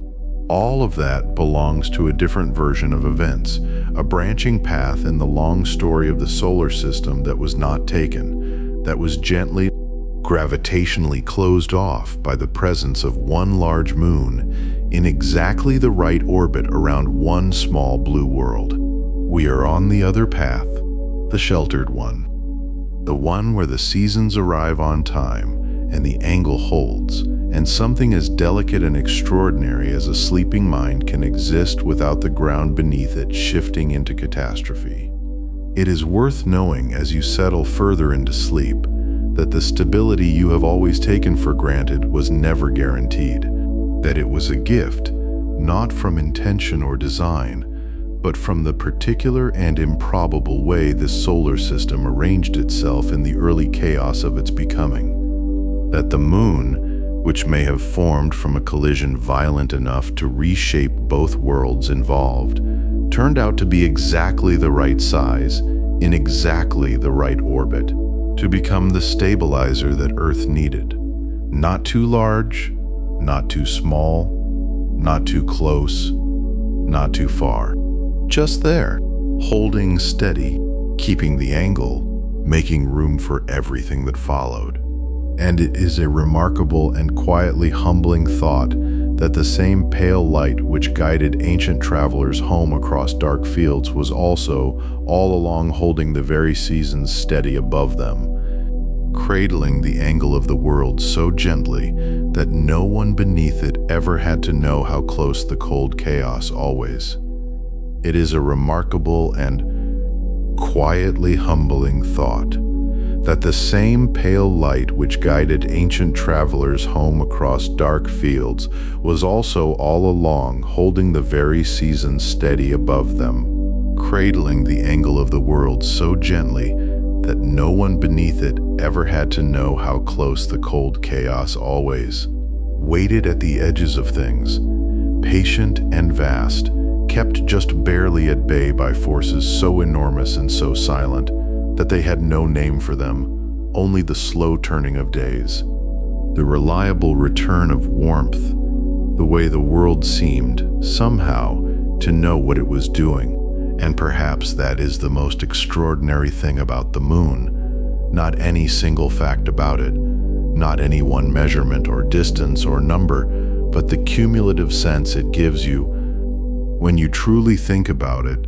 of something working quietly on your behalf without ever asking to be noticed or thanked. It simply moves. It simply turns. And in the turning, everything we know becomes possible. Let your breath slow now. Let the room around you soften at the edges. And if you can, let yourself imagine stepping outside into a still and quiet night, barefoot perhaps on cool grass or gravel. The air carrying that particular quality of darkness that only comes when the world has genuinely settled, when the traffic has thinned and the birds have tucked themselves into their sleeping places and even the leaves have stopped their restless turning. Look up. There, hanging in the sky like something that does not quite belong to the ordinary rules of the world, is the moon. But which moon? Because this is part of what makes the sky above us so endlessly patient as a teacher. The moon you see on any given night is only one version of itself, one face in a slow and continuous dance of light and shadow that has been playing out uninterrupted, for longer than our species has had eyes to watch it. And understanding why the moon looks different from one night to the next, why it swells and shrinks and disappears and returns, requires only that you hold a very simple picture in your mind, one that, once seen, tends to stay with you forever. Imagine the sun burning enormously somewhere to your left, flooding space with light in every direction. Now imagine the earth, turning slowly in that light, wrapped in its thin blue atmosphere, sitting at the center of your picture. And now place the moon in its orbit around the earth, circling steadily, taking approximately 29.5 days to complete one full journey around us, before returning to the same position relative to the sun. This period, this reliable rhythm of 29.5 days, is called a synodic month, and it is the heartbeat of the lunar cycle, the quiet metronome beneath all those ancient calendars, all those tide charts, all those planting seasons organized around the reliable pulse of the moon's return. As the moon travels along its path, the angle between the earth, the moon, and the sun shifts continuously. And because the moon produces no light of its own, because it can only ever show us the portion of itself that the sun happens to be illuminating at any given moment, what we see from the ground changes dramatically depending on where the moon sits in its orbit.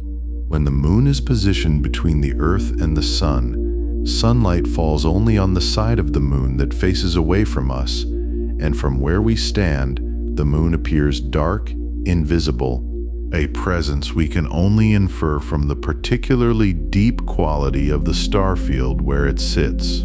This is the new moon, the beginning of the cycle, a kind of rest, a held breath before the light begins again. As the days pass, the moon moves along its orbit. Its angle changes. A thin sliver of illuminated surface becomes visible, curved like a silver parenthesis set gently into the darkening sky just after sunset.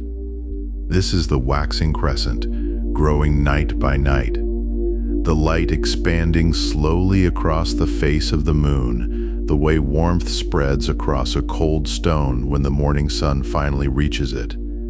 Then comes the first quarter, the moon half-lit, perfectly divided, a clean and somehow philosophical-looking object, as if someone had drawn a precise line down the middle of it with a quiet and steady hand. The light continues to grow.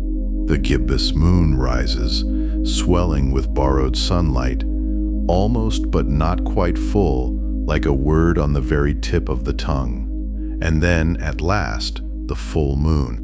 The moon on the opposite side of the earth from the sun, its entire face illuminated, blazing up there in the sky with such apparent brightness that it can cast shadows. that you can sometimes read by it, that it has made poets restless and wolves restless, and the surfaces of still ponds into perfect mirrors of silver. It rises as the sun sets this full moon, and for a night it seems to fill the whole sky with its presence, before beginning its slow retreat back through gibbous and quarter and crescent until it vanishes again into the dark, into the new moon, and the cycle begins once more. 29.5 days, approximately, always, reliably. The same ancient rhythm, the same slow breath, the same tidal turning of light that your great-great-grandparents knew and their grandparents before them, and every human who ever tilted their head back and wondered what that glowing thing in the sky was actually doing. And here is something that might surprise you, something that often stops people in their tracks when they first hear it. That glowing thing, that brilliant and apparently luminous moon, is in absolute terms extraordinarily dark. The moon reflects only about 12% of the sunlight that strikes it. 12%, which means that 88% of the light falling on its surface is absorbed, swallowed by that ancient dusty rock, converted to the faintest trace of warmth and nothing more. The moon, in terms of its reflectivity, is roughly comparable to worn asphalt, to an old road surface. It is, by any objective measure, a deeply dark and absorptive object. And yet to our eyes, raised up here in an atmosphere that softens and diffuses and surrounds us with its own gentle glow, the moon appears brilliant, luminous, almost impossibly bright on a clear night. This is the gift of contrast, of scale, of the enormous darkness of space that frames it, making even 12% of reflected sunlight look like something miraculous. Context makes the moon glow. Darkness makes the moon shine, and there is something in that, something worth sitting with for a moment in the quiet of a night like this. The idea that brilliance is always partly a function of what surrounds it. Now let your gaze move toward the horizon, because here's where something extraordinary happens, something so consistent, so reliable in its strangeness, that it has puzzled scientists and philosophers alike for centuries and remains, even now, not entirely explained. When the full moon rises, when it appears at the horizon, it looks enormous, vast, so much larger than it seems when it floats high overhead that people sometimes stop walking, stop talking, reach out and grab someone's arm just to say, look at the size of it. And every single person who has ever had that experience, every one of us who has felt that catch of breath at a horizon moon, has been experiencing something that is not real in the way they think it is. The moon does not get larger near the horizon. Measured carefully, precisely, the moon near the horizon takes up almost exactly the same angle in the sky as the moon overhead, a mere half a degree of arc. A circle you could cover with your little fingernail held at arm's length. The apparent enlargement is a perceptual phenomenon, a trick of the mind so persistent and so convincing that even knowing about it does not make it go away. You can understand it perfectly and still gasp when the moon rises fat and golden above the tree line on a clear autumn evening. This is called the moon illusion, and it is one of the most beautiful examples of the fact that what we see is never purely what is there, that the brain is always interpreting, always constructing, always adding its own invisible layer of story to everything we perceive. The exact mechanism of the moon illusion is still debated, still studied, still a place where careful researchers gently disagree. But the most widely accepted explanations involve the way the brain processes distance and size together, the way we intuitively expect things on the horizon to be farther away than things overhead, and the way we therefore unconsciously compensate, scaling upward to account for the expected distance, making the horizon moon seem enormous because the brain is doing the math it always does. The same math it uses when it correctly perceives a person in the distance as being full-sized, even though their image on your retina is tiny. The brain assumes the horizon moon is far, and therefore large.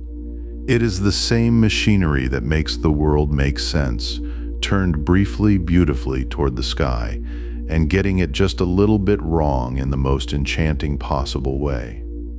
And then there are the nights when the moon is not just full, but super. When the full moon happens to coincide with the moon being near the closest point in its elliptical orbit around the Earth, the point called perigee, a moment when the moon is genuinely, measurably closer to us than usual. On these nights, the moon can appear up to 14% larger than an average full moon. And somewhat brighter too, its reflected light intensified by the reduced distance.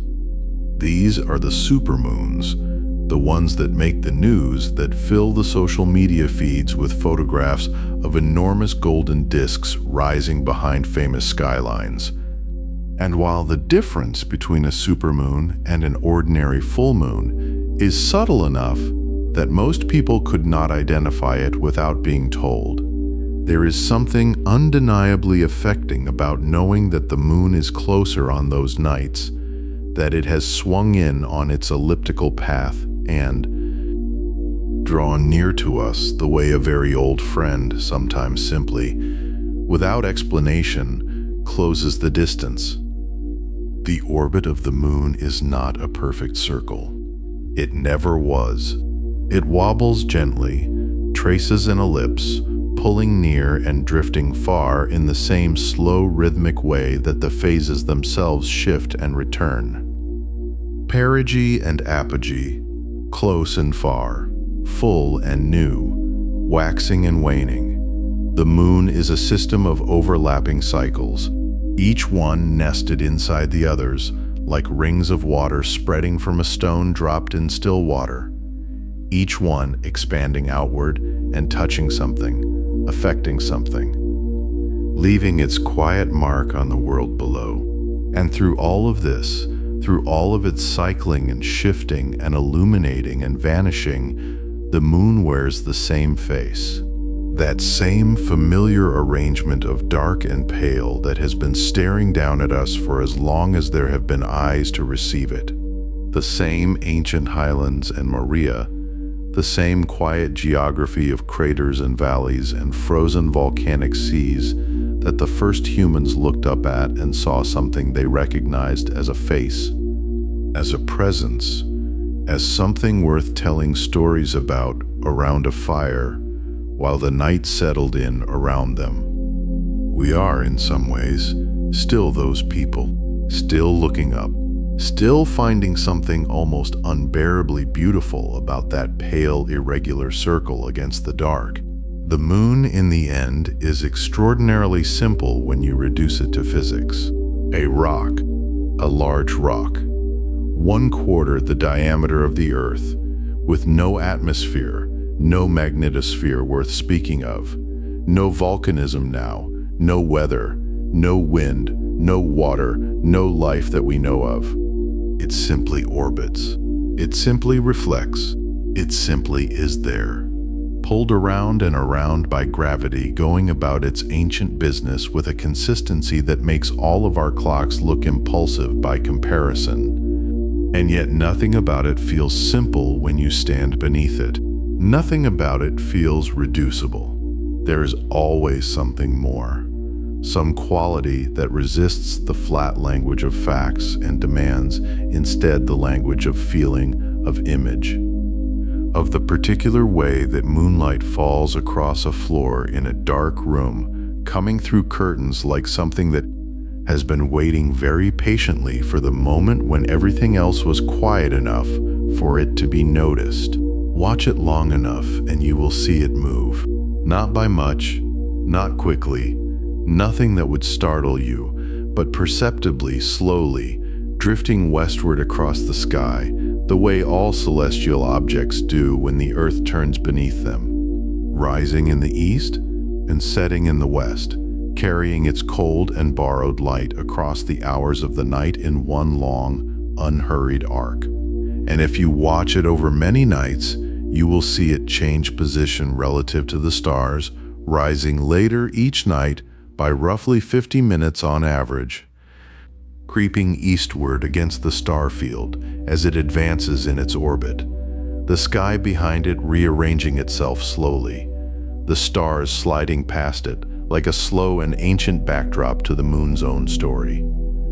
There is something deeply restful about all of this. Once you settle into it, the predictability, the patience of it, the way the lunar cycle simply continues, regardless of what is happening down below, regardless of the noise and the worry and the endless human rushing around.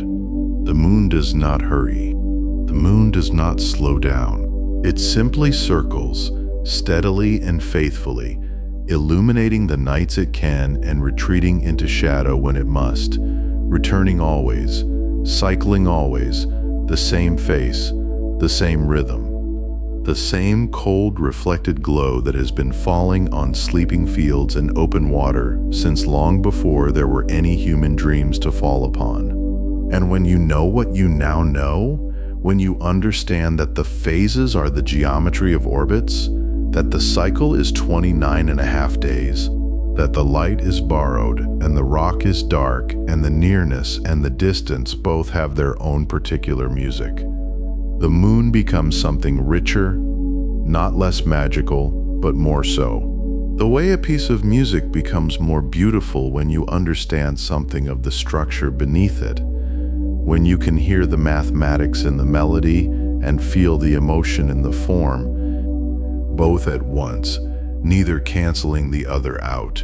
So when you look up and see the full moon hanging enormous and golden above the rooftops, you are watching your own mind gently deceiving you in the most beautiful way, painting something small and distant as large and close, the way memory sometimes makes the past feel like it is still here with you, as vivid and warm as the moment it was born.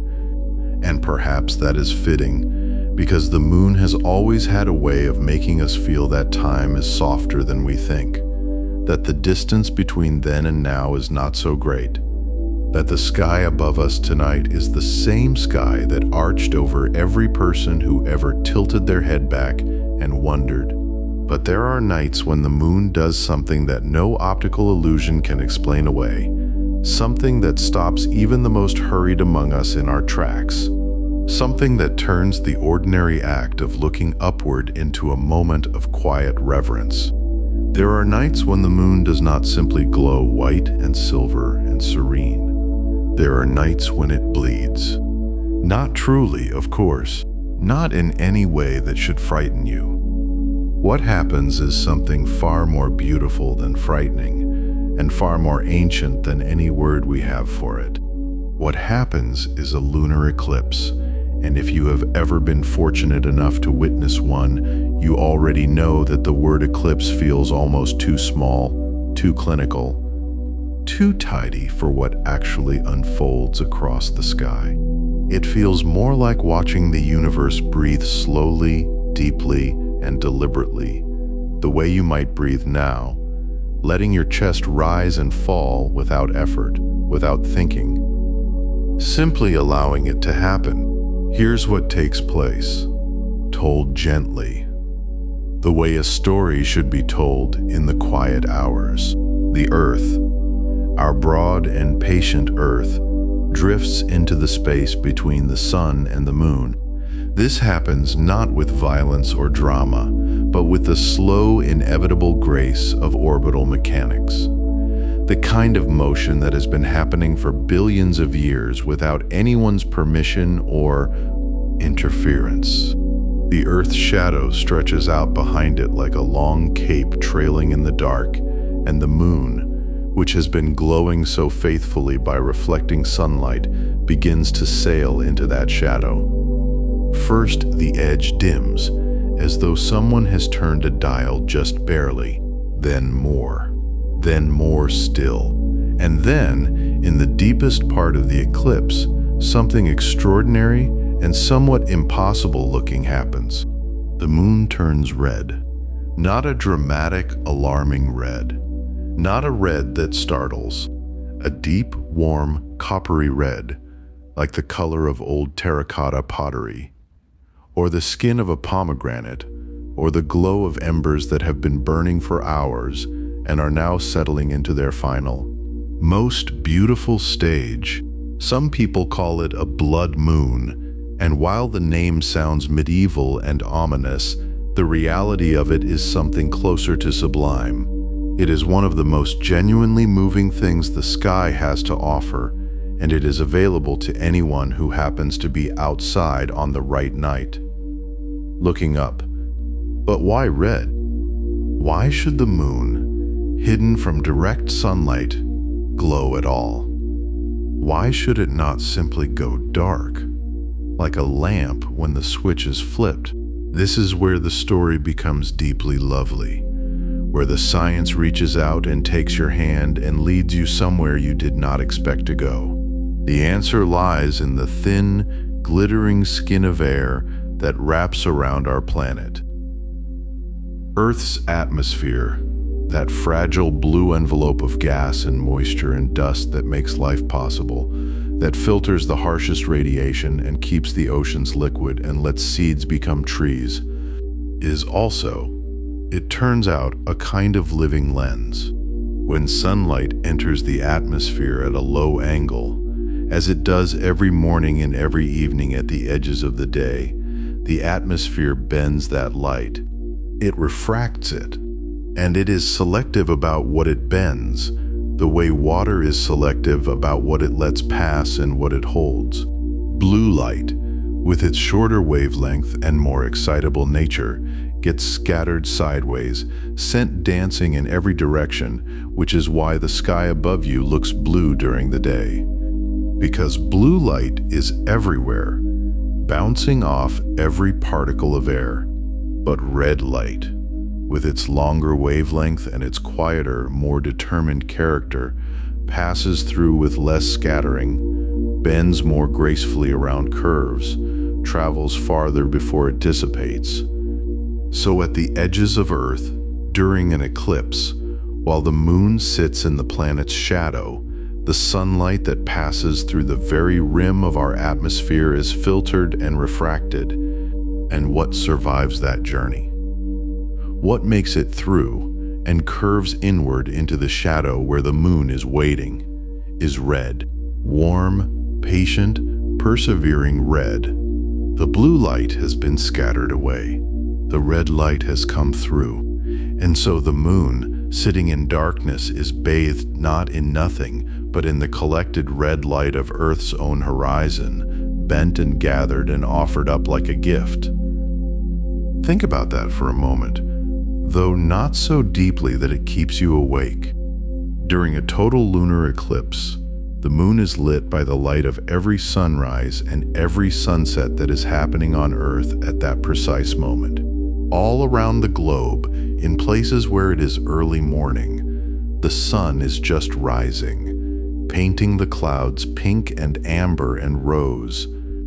In places where it is late evening, the sun is just setting, laying long gold across the water, turning windows into fire, and all of that light, all of those sunrises in places you will never visit, all of those sunsets over oceans you have never seen, is being gathered at the edges of our atmosphere and bent gently inward toward the moon. The moon in totality is essentially holding all of Earth's dawns and dusks at once, wearing them as a single warm color, glowing with the accumulated beauty of every horizon on the planet.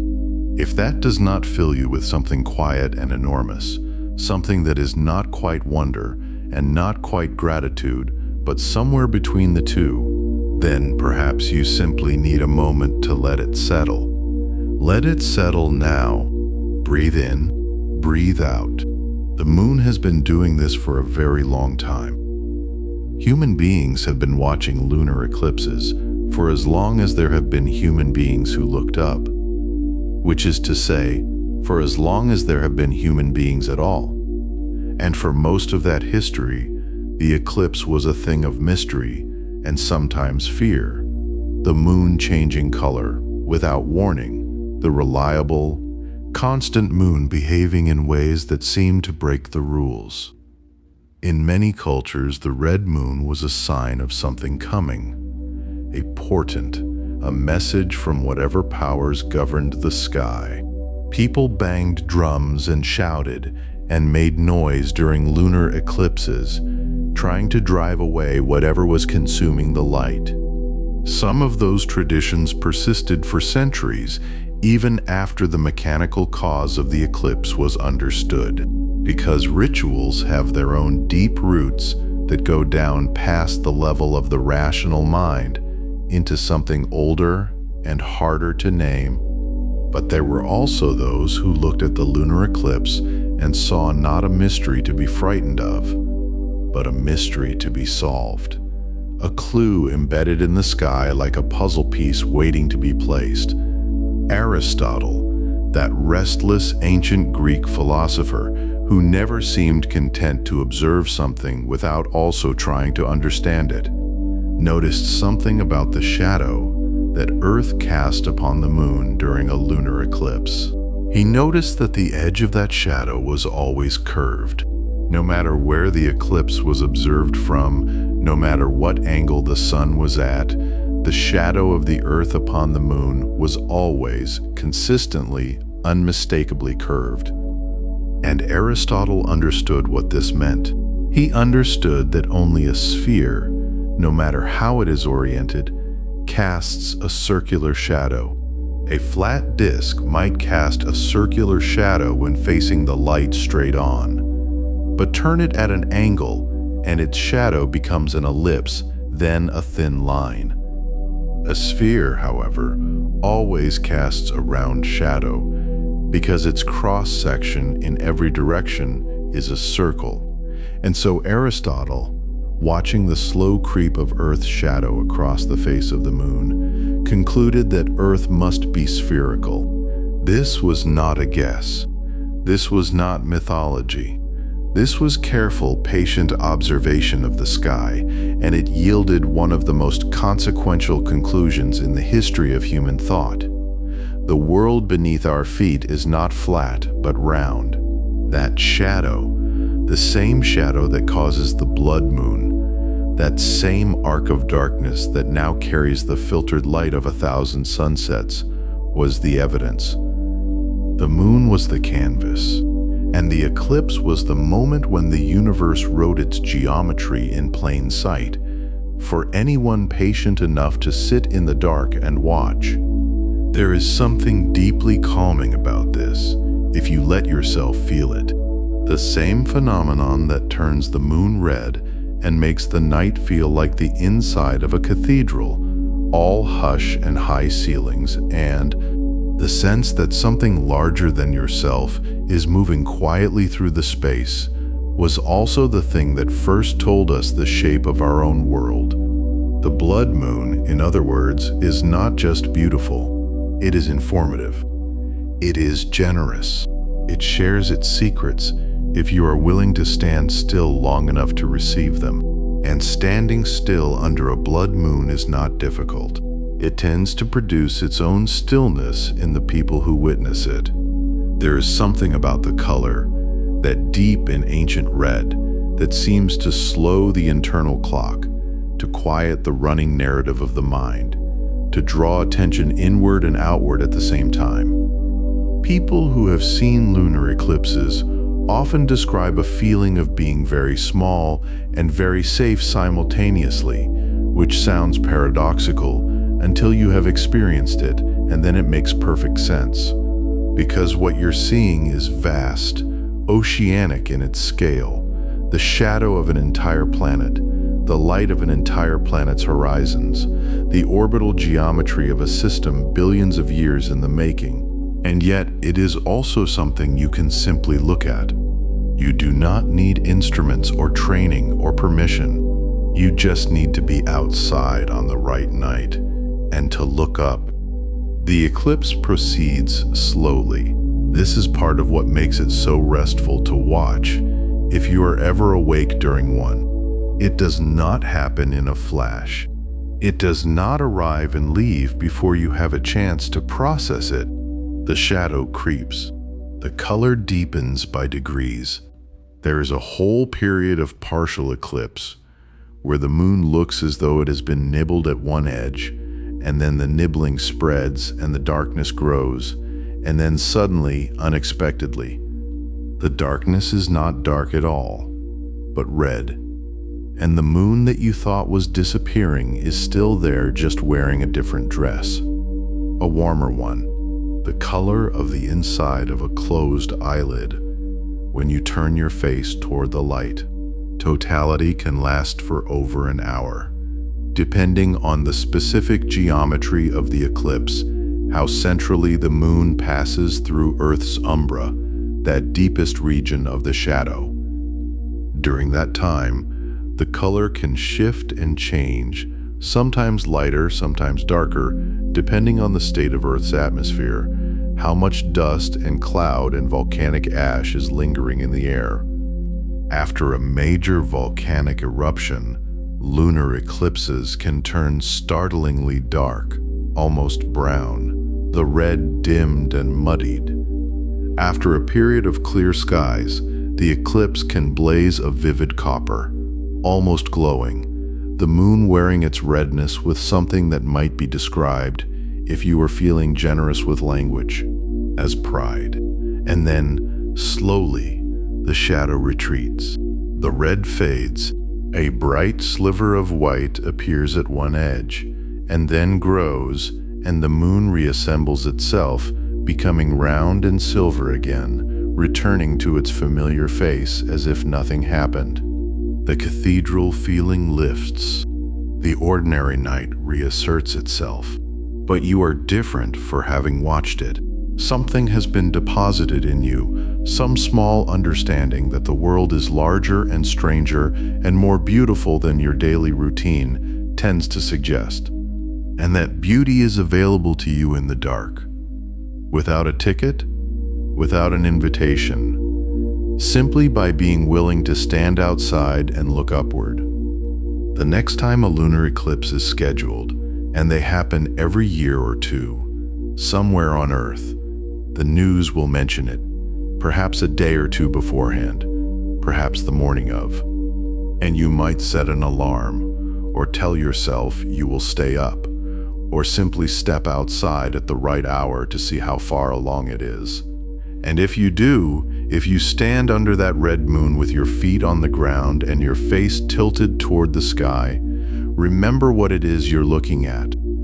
Remember that the color you're seeing is not absence of light, but a very specific kind of light, a very specific kind of presence. Remember that it has traveled from the rim of the world, from every morning sky and every evening horizon, bent around the edge of the planet, refracted through all that precious air, and delivered to that ancient face up there as a kind of offering. Remember that Aristotle watched this same shadow 2,500 years ago in the dark, on a hillside somewhere in Greece, and understood for the first time the shape of the ground beneath him. Remember that the moon is patient and has been doing this long before anyone was watching, and will continue long after. And remember, if you can, in whatever sleepy corner of your mind is still listening, and so the blood moon carries within its redness the light of every dawn and every dusk that was happening on Earth at that very moment, all those sunrises in quiet kitchens, and all those sunsets over still water folded together into a single slow and so the blood moon carries within its redness the light of every dawn and every dusk that was happening on Earth at that very moment. All those sunrises in quiet kitchens, and all those sunsets over still water folded together into a single slow burning. A single long exhale of color that the moon holds up like a lantern for anyone who happens to be awake and watching. And it is a tender thing to think of all those separate human moments gathered into one red glow. It is a tender thing, the way the universe finds ways to connect us to each other without us ever asking it to. But there is another kind of connection, a more deliberate one, a more fragile and more courageous one that happened not so very long ago in the long dreaming life of this world. It happened in the years between 1969 and 1972, when human beings did something that had never been done before in the entire 4.5 billion year history of this planet. They left the surface of the earth, which had cradled every living thing that had ever existed, and they traveled across 239,000 miles of black and silent space. And they landed on the moon. And then they stepped outside, and they walked there, 12 of them. In total, 12 human beings across 6 separate journeys, 6 separate missions, each one carrying its own particular light and its own particular kind of wonder. When you let that number settle over you, 12, it feels at once impossibly small and impossibly large. Small because the moon is ancient and enormous and has been circling this earth for 4.5 billion years. And only 12 people have ever touched it. Large, because 12 people actually walked on another world, which is something that no creature in the history of life on Earth had ever done before, and perhaps something that no creature anywhere in the universe had done before them. We simply do not know. We cannot know. But we can hold the number 12 with a kind of reverence, the way you might hold something breakable and irreplaceable, carefully with both hands. The first footsteps fell in the summer of 1969 in a flat and dusty basin called the Sea of Tranquility, which is not a sea at all, but an ancient plain of cooled volcanic rock, smooth and gray and utterly still. The name had been given centuries ago by astronomers who looked up at the moon through early telescopes and saw dark patches that they imagined might be water. They were not water. They were silence made visible. They were the quiet remnants of a time when the moon was still warm inside, still alive in its own volcanic way, still shaping itself into the world it would eventually become. And onto that ancient stillness, 2 men descended. They climbed down a ladder from a small metal module that had carried them from the orbiting spacecraft above, and they stepped onto the surface, and the gray dust took the shape of their boots. And those shapes are still there now. There is no wind on the moon. There is no weather. There is no erosion in the way we understand erosion. No rain to wash things smooth, no breeze to scatter and reshape. The footprints of the Apollo astronauts will remain on the lunar surface for millions of years, perhaps longer, slowly softened only by the patient fall of micrometeorites.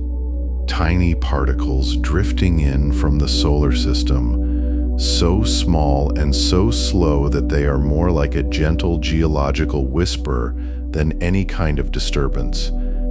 Think of that. Those footprints are there right now as you listen to this, as you breathe slowly in the dark. They are there on the moon, pressed into the gray regolith like something precious, like something the universe decided to keep. And the astronauts who made them moved through a world of extraordinary strangeness. The gravity was only 1/6 of what we feel here on Earth, which meant that every step was a kind of controlled floating, a gentle bounding that the astronauts described as almost joyful once they found their balance. The sky above them was black, completely and utterly black, even in full sunlight.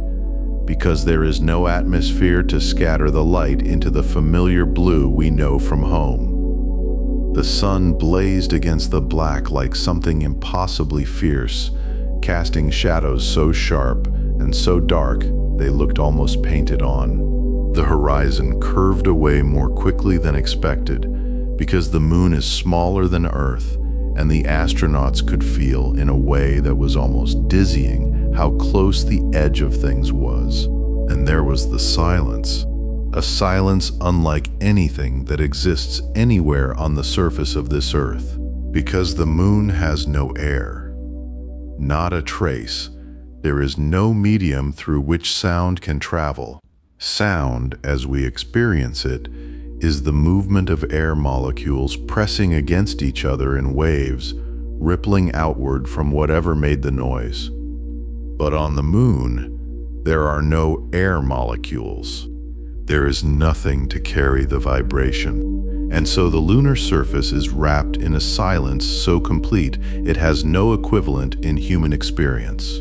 The astronauts, sealed inside their pressurized suits, could hear the hum of their equipment, the soft crackle of radio transmissions, and most intimately of all, their own breathing. Just their own breathing. Filling the helmet, the most private sound a person makes. Suddenly the only sound in a world.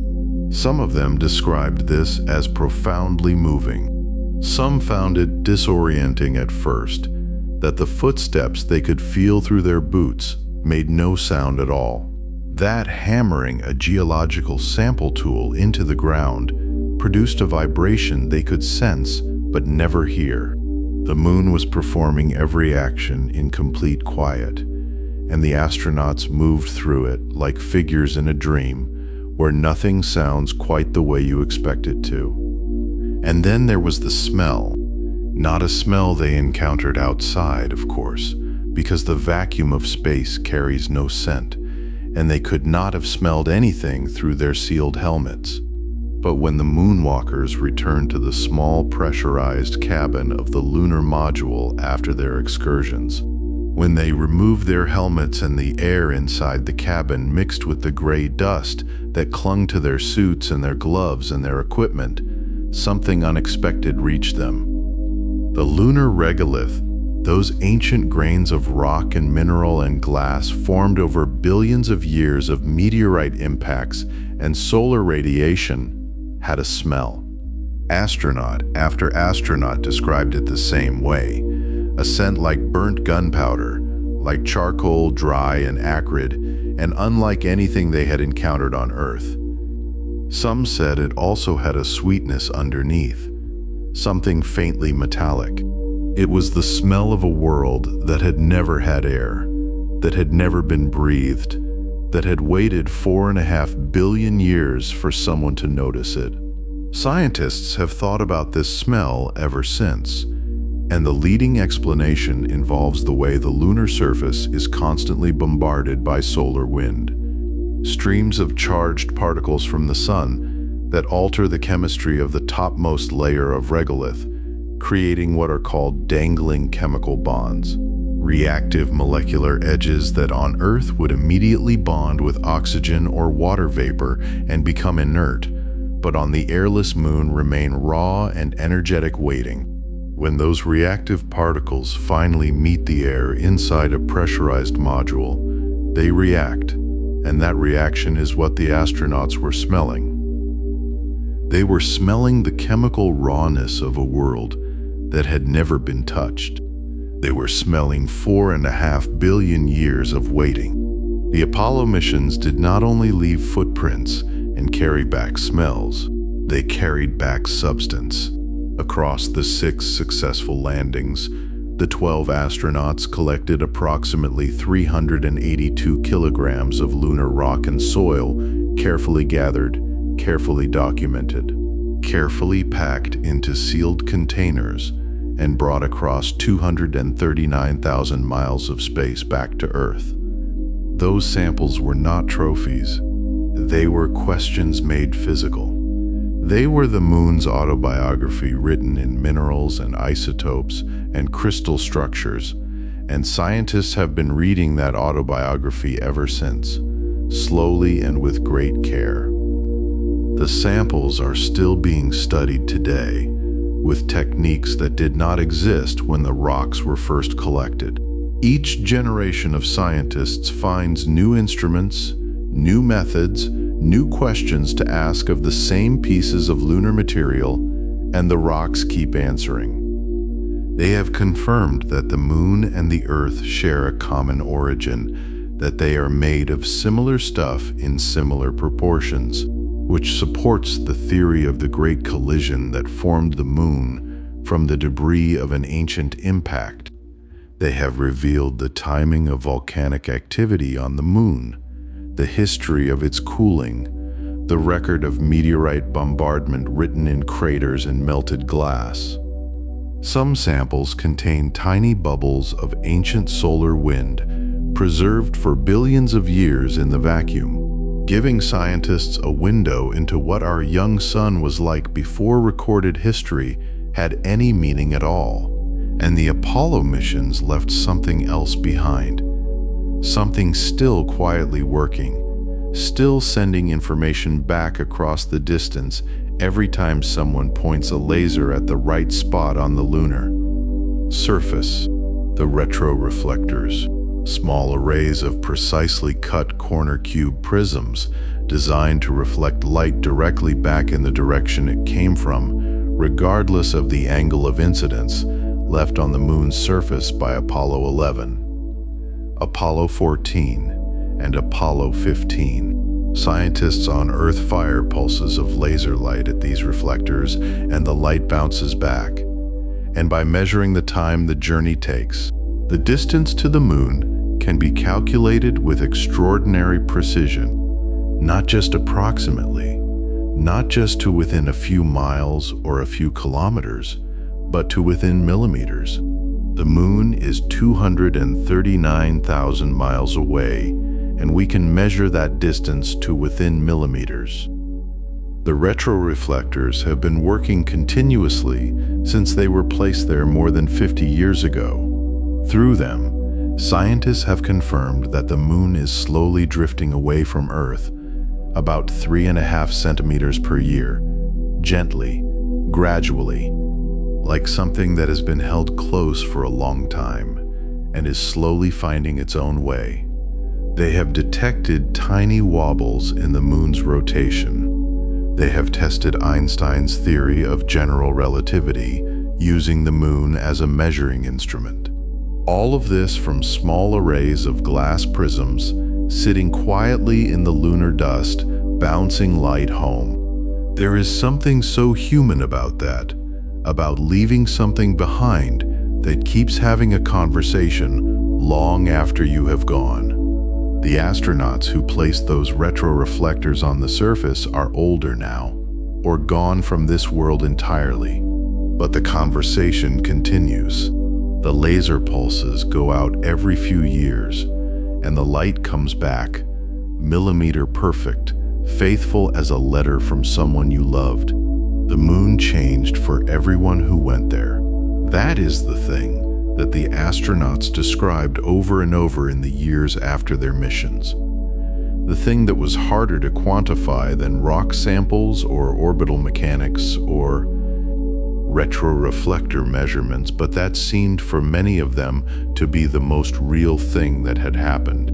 The experience of being there changed the way they understood the world they had come from. From the lunar surface, the Earth is a small bright circle in the blackness, vivid blue and white, and impossibly beautiful. Impossibly alone. You could blot it out with your thumb. Everything you had ever known. Everyone you had ever loved. Every mountain and ocean and city and forest and quiet room where someone was sleeping. All of it fits behind one thumb held at arm's length. The astronauts called this the overview effect, and it settled over them like something they had not been prepared for. A feeling they found difficult to translate into words when they returned.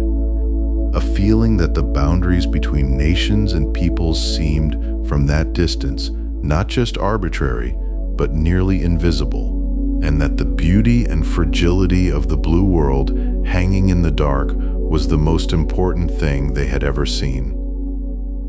12 human beings stood in that complete and weightless silence and looked back at the earth. A small blue circle hanging in black. Nothing. And each of them described the feeling not as triumph, but as something far quieter. A sudden, overwhelming sense of 12 human beings stood in that complete and weightless silence and looked back at the earth.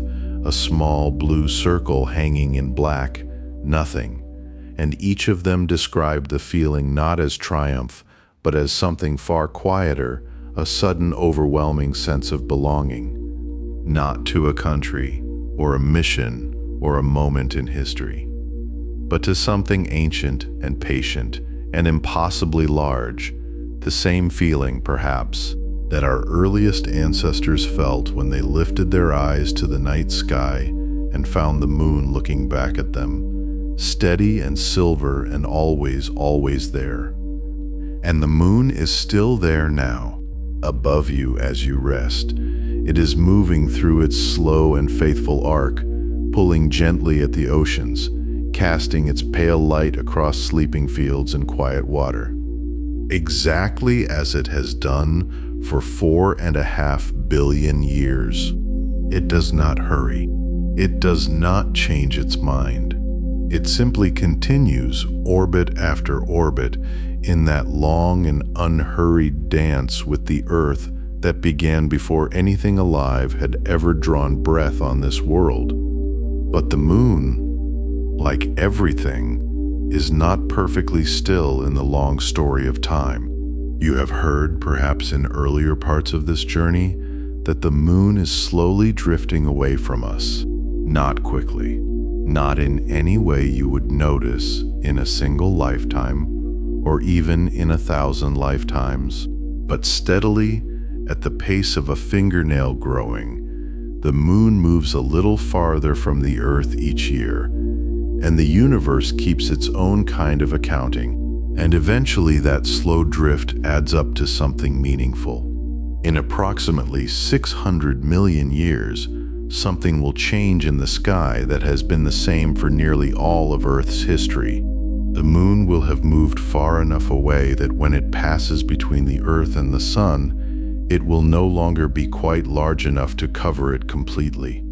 The great total solar eclipses, those breathtaking moments when the sky turns violet and the stars appear in the middle of the day and the corona of the sun blazes out like a crown of white fire around a circle of perfect darkness, those will simply no longer happen. The moon will still pass in front of the sun, but it will leave a ring of sunlight around its edges, what astronomers call an annular eclipse, a ring of fire rather than total darkness. Beautiful in its own way, but different, changed.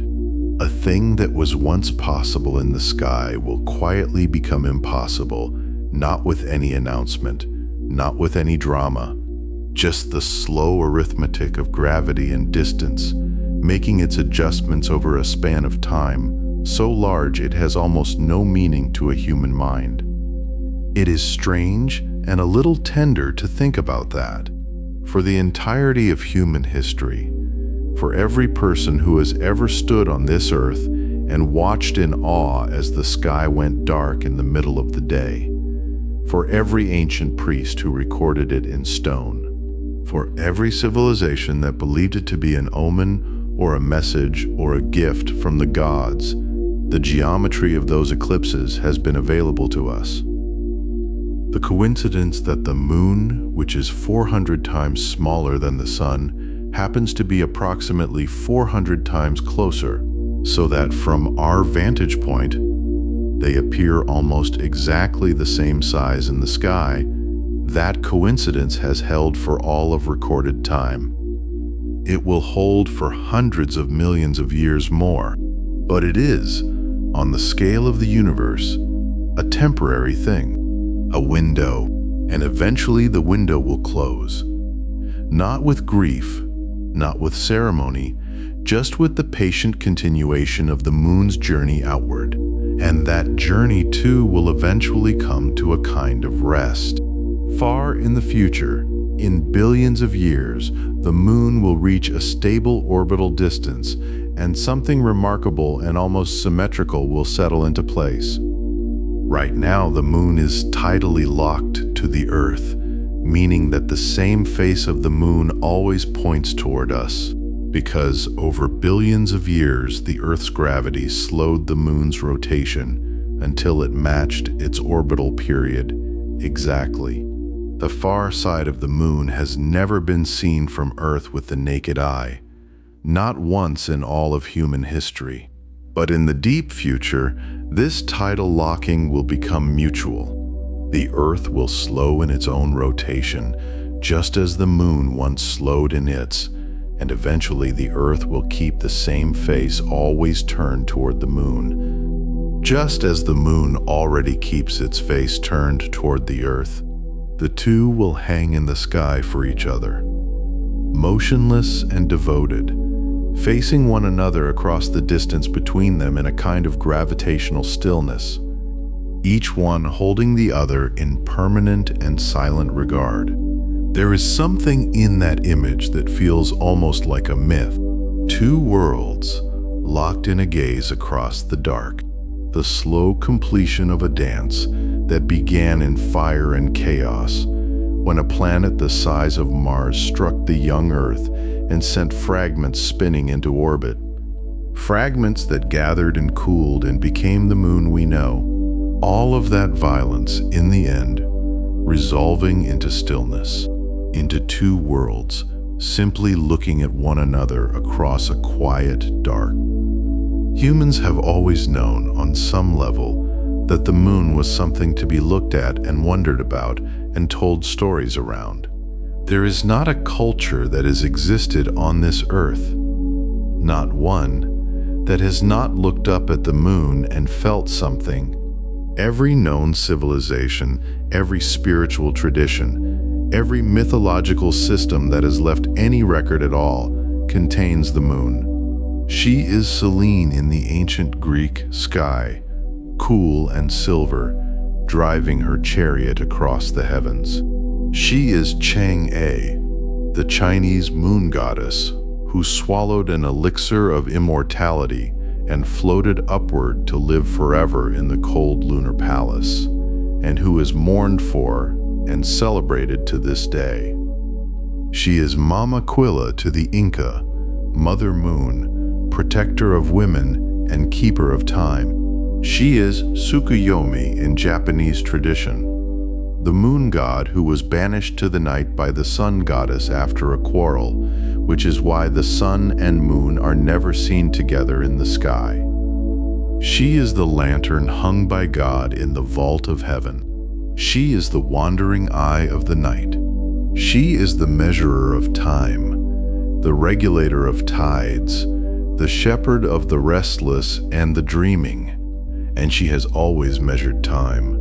Many of the world's oldest calendars were lunar, tracking the passage of time not by the position of the sun, but by the changing face of the moon. The word month comes directly from the word moon, a remnant of a time when a month meant one complete cycle of lunar phases, from new moon to full moon and back to darkness again. The Islamic calendar remains lunar to this day, and the beginning of Ramadan is still determined by the sighting of the crescent moon with the naked eye. The Hebrew calendar and the Hindu calendar are lunisolar, weaving the moon's cycles together with the sun's in an intricate pattern of adjustment and reconciliation. Easter in the Christian tradition is calculated by a formula that depends on the full moon. The Chinese New Year begins with a new moon. Cultures that had no contact with one another, separated by oceans and mountains and thousands of years, all looked up at the same moon and decided independently that it was the right and natural tool for measuring the passage of time. There is something deeply moving about that. All of us, always under the same moon. all of us, always watching it. The earliest known lunar calendar may be as old as 35,000 years, a series of notches carved into bone that some researchers believe track the phases of the moon, made by a human hand in a firelit cave, long before writing, long before agriculture, long before cities or wheels or any of the things we think of as civilization. And yet there it was. Someone sitting in the dark, watching the moon change, and feeling the need to mark it down, to keep count, to remember. That impulse has never left us. We kept counting, kept watching, kept telling stories, kept carving the moon's face into stone and painting it onto cave walls and weaving it into fabric and writing poems to it in every language that has ever existed. We have been writing moon poems for as long as we have been writing anything at all. Li Bai, the great Tang Dynasty poet, wrote about moonlight falling on his bed and making him think of home. He wrote about raising a cup of wine to the moon and calling it his friend. Keats wrote about the moon as a thing of beauty that was a joy forever. Emily Dickinson saw the moon as something both near and unreachable, a companion and a mystery at once. Children in every language have been sung to sleep under the moon. Lovers have met by its light. The lost have navigated by it across open water. The frightened have been comforted by its steady, unchanging presence in the dark. And then, for the first time in all of that long history, we went there. It is still the only celestial body beyond Earth that human beings have ever physically touched. For all the robotic missions to Mars and Venus and the distant moons of Jupiter, for all the spacecraft that have been sent sailing out to the edge of the solar system and beyond, the moon remains the only place in all that vastness where a human hand has pressed against a surface that was not Earth. 12 people, 12 human beings chosen from among billions, set their boots in the dust of another world and stood there under a black sky full of stars and breathed the air they had brought with them and looked out at a landscape that was ancient before the first fish ever swam in an ocean. The oldest rocks found on the moon are more than 4 billion years old. When the Apollo astronauts picked up those rocks and carried them home, they were holding pieces of the early solar system in their gloved hands, fragments of a time so remote that the Earth itself had barely finished forming. And yet there, those rocks were sitting on the surface, waiting in a place where nothing weathers and nothing erodes, and the only clock is the slow rain of micrometeorites drifting down from the dark. The moon keeps things. It holds them in its stillness. Your own tiredness is a kind of keeping too. The day holds itself in you as you lie there, all its small moments and its weight, and now the night is doing what the night has always done, quietly asking you to set it down. The moon, which has watched over every night that has ever fallen on this world, is watching over this one as well, and it is not going anywhere. It will be there when you wake. It will be there for your children and their children, and for generations so far from now that the night sky will look just slightly different. The stars having drifted a little in their slow migrations across the centuries, but the moon still riding its familiar arc, still pulling at the sea, still silver and still patient. And far in the future, when the last total eclipse has come and gone without a single human eye to witness it, and the Earth and moon have settled into their long mutual gaze, the moon will still be doing what it has always done, holding the night open, measuring time, and keeping its ancient, quiet companionship with the world that made it. The way a candle keeps the dark company long after everyone has gone to sleep. Somewhere above you right now, past the ceiling and the clouds and the high cold air where the atmosphere thins into nothing, the moon is moving through the dark, carrying its craters like the memory of old storms, its surface undisturbed and silver, and below it the earth is breathing, the oceans are shifting, and you are here, small and warm and held by all of it, belonging to something ancient and patient and impossibly large, drifting now toward the soft country of sleep, which is its own kind of moon, its own kind of faithful light that finds you in the dark and asks nothing of you but to rest. And so our quiet journey through moonlight comes to a gentle close, the silver glow still softly lingering behind your eyes.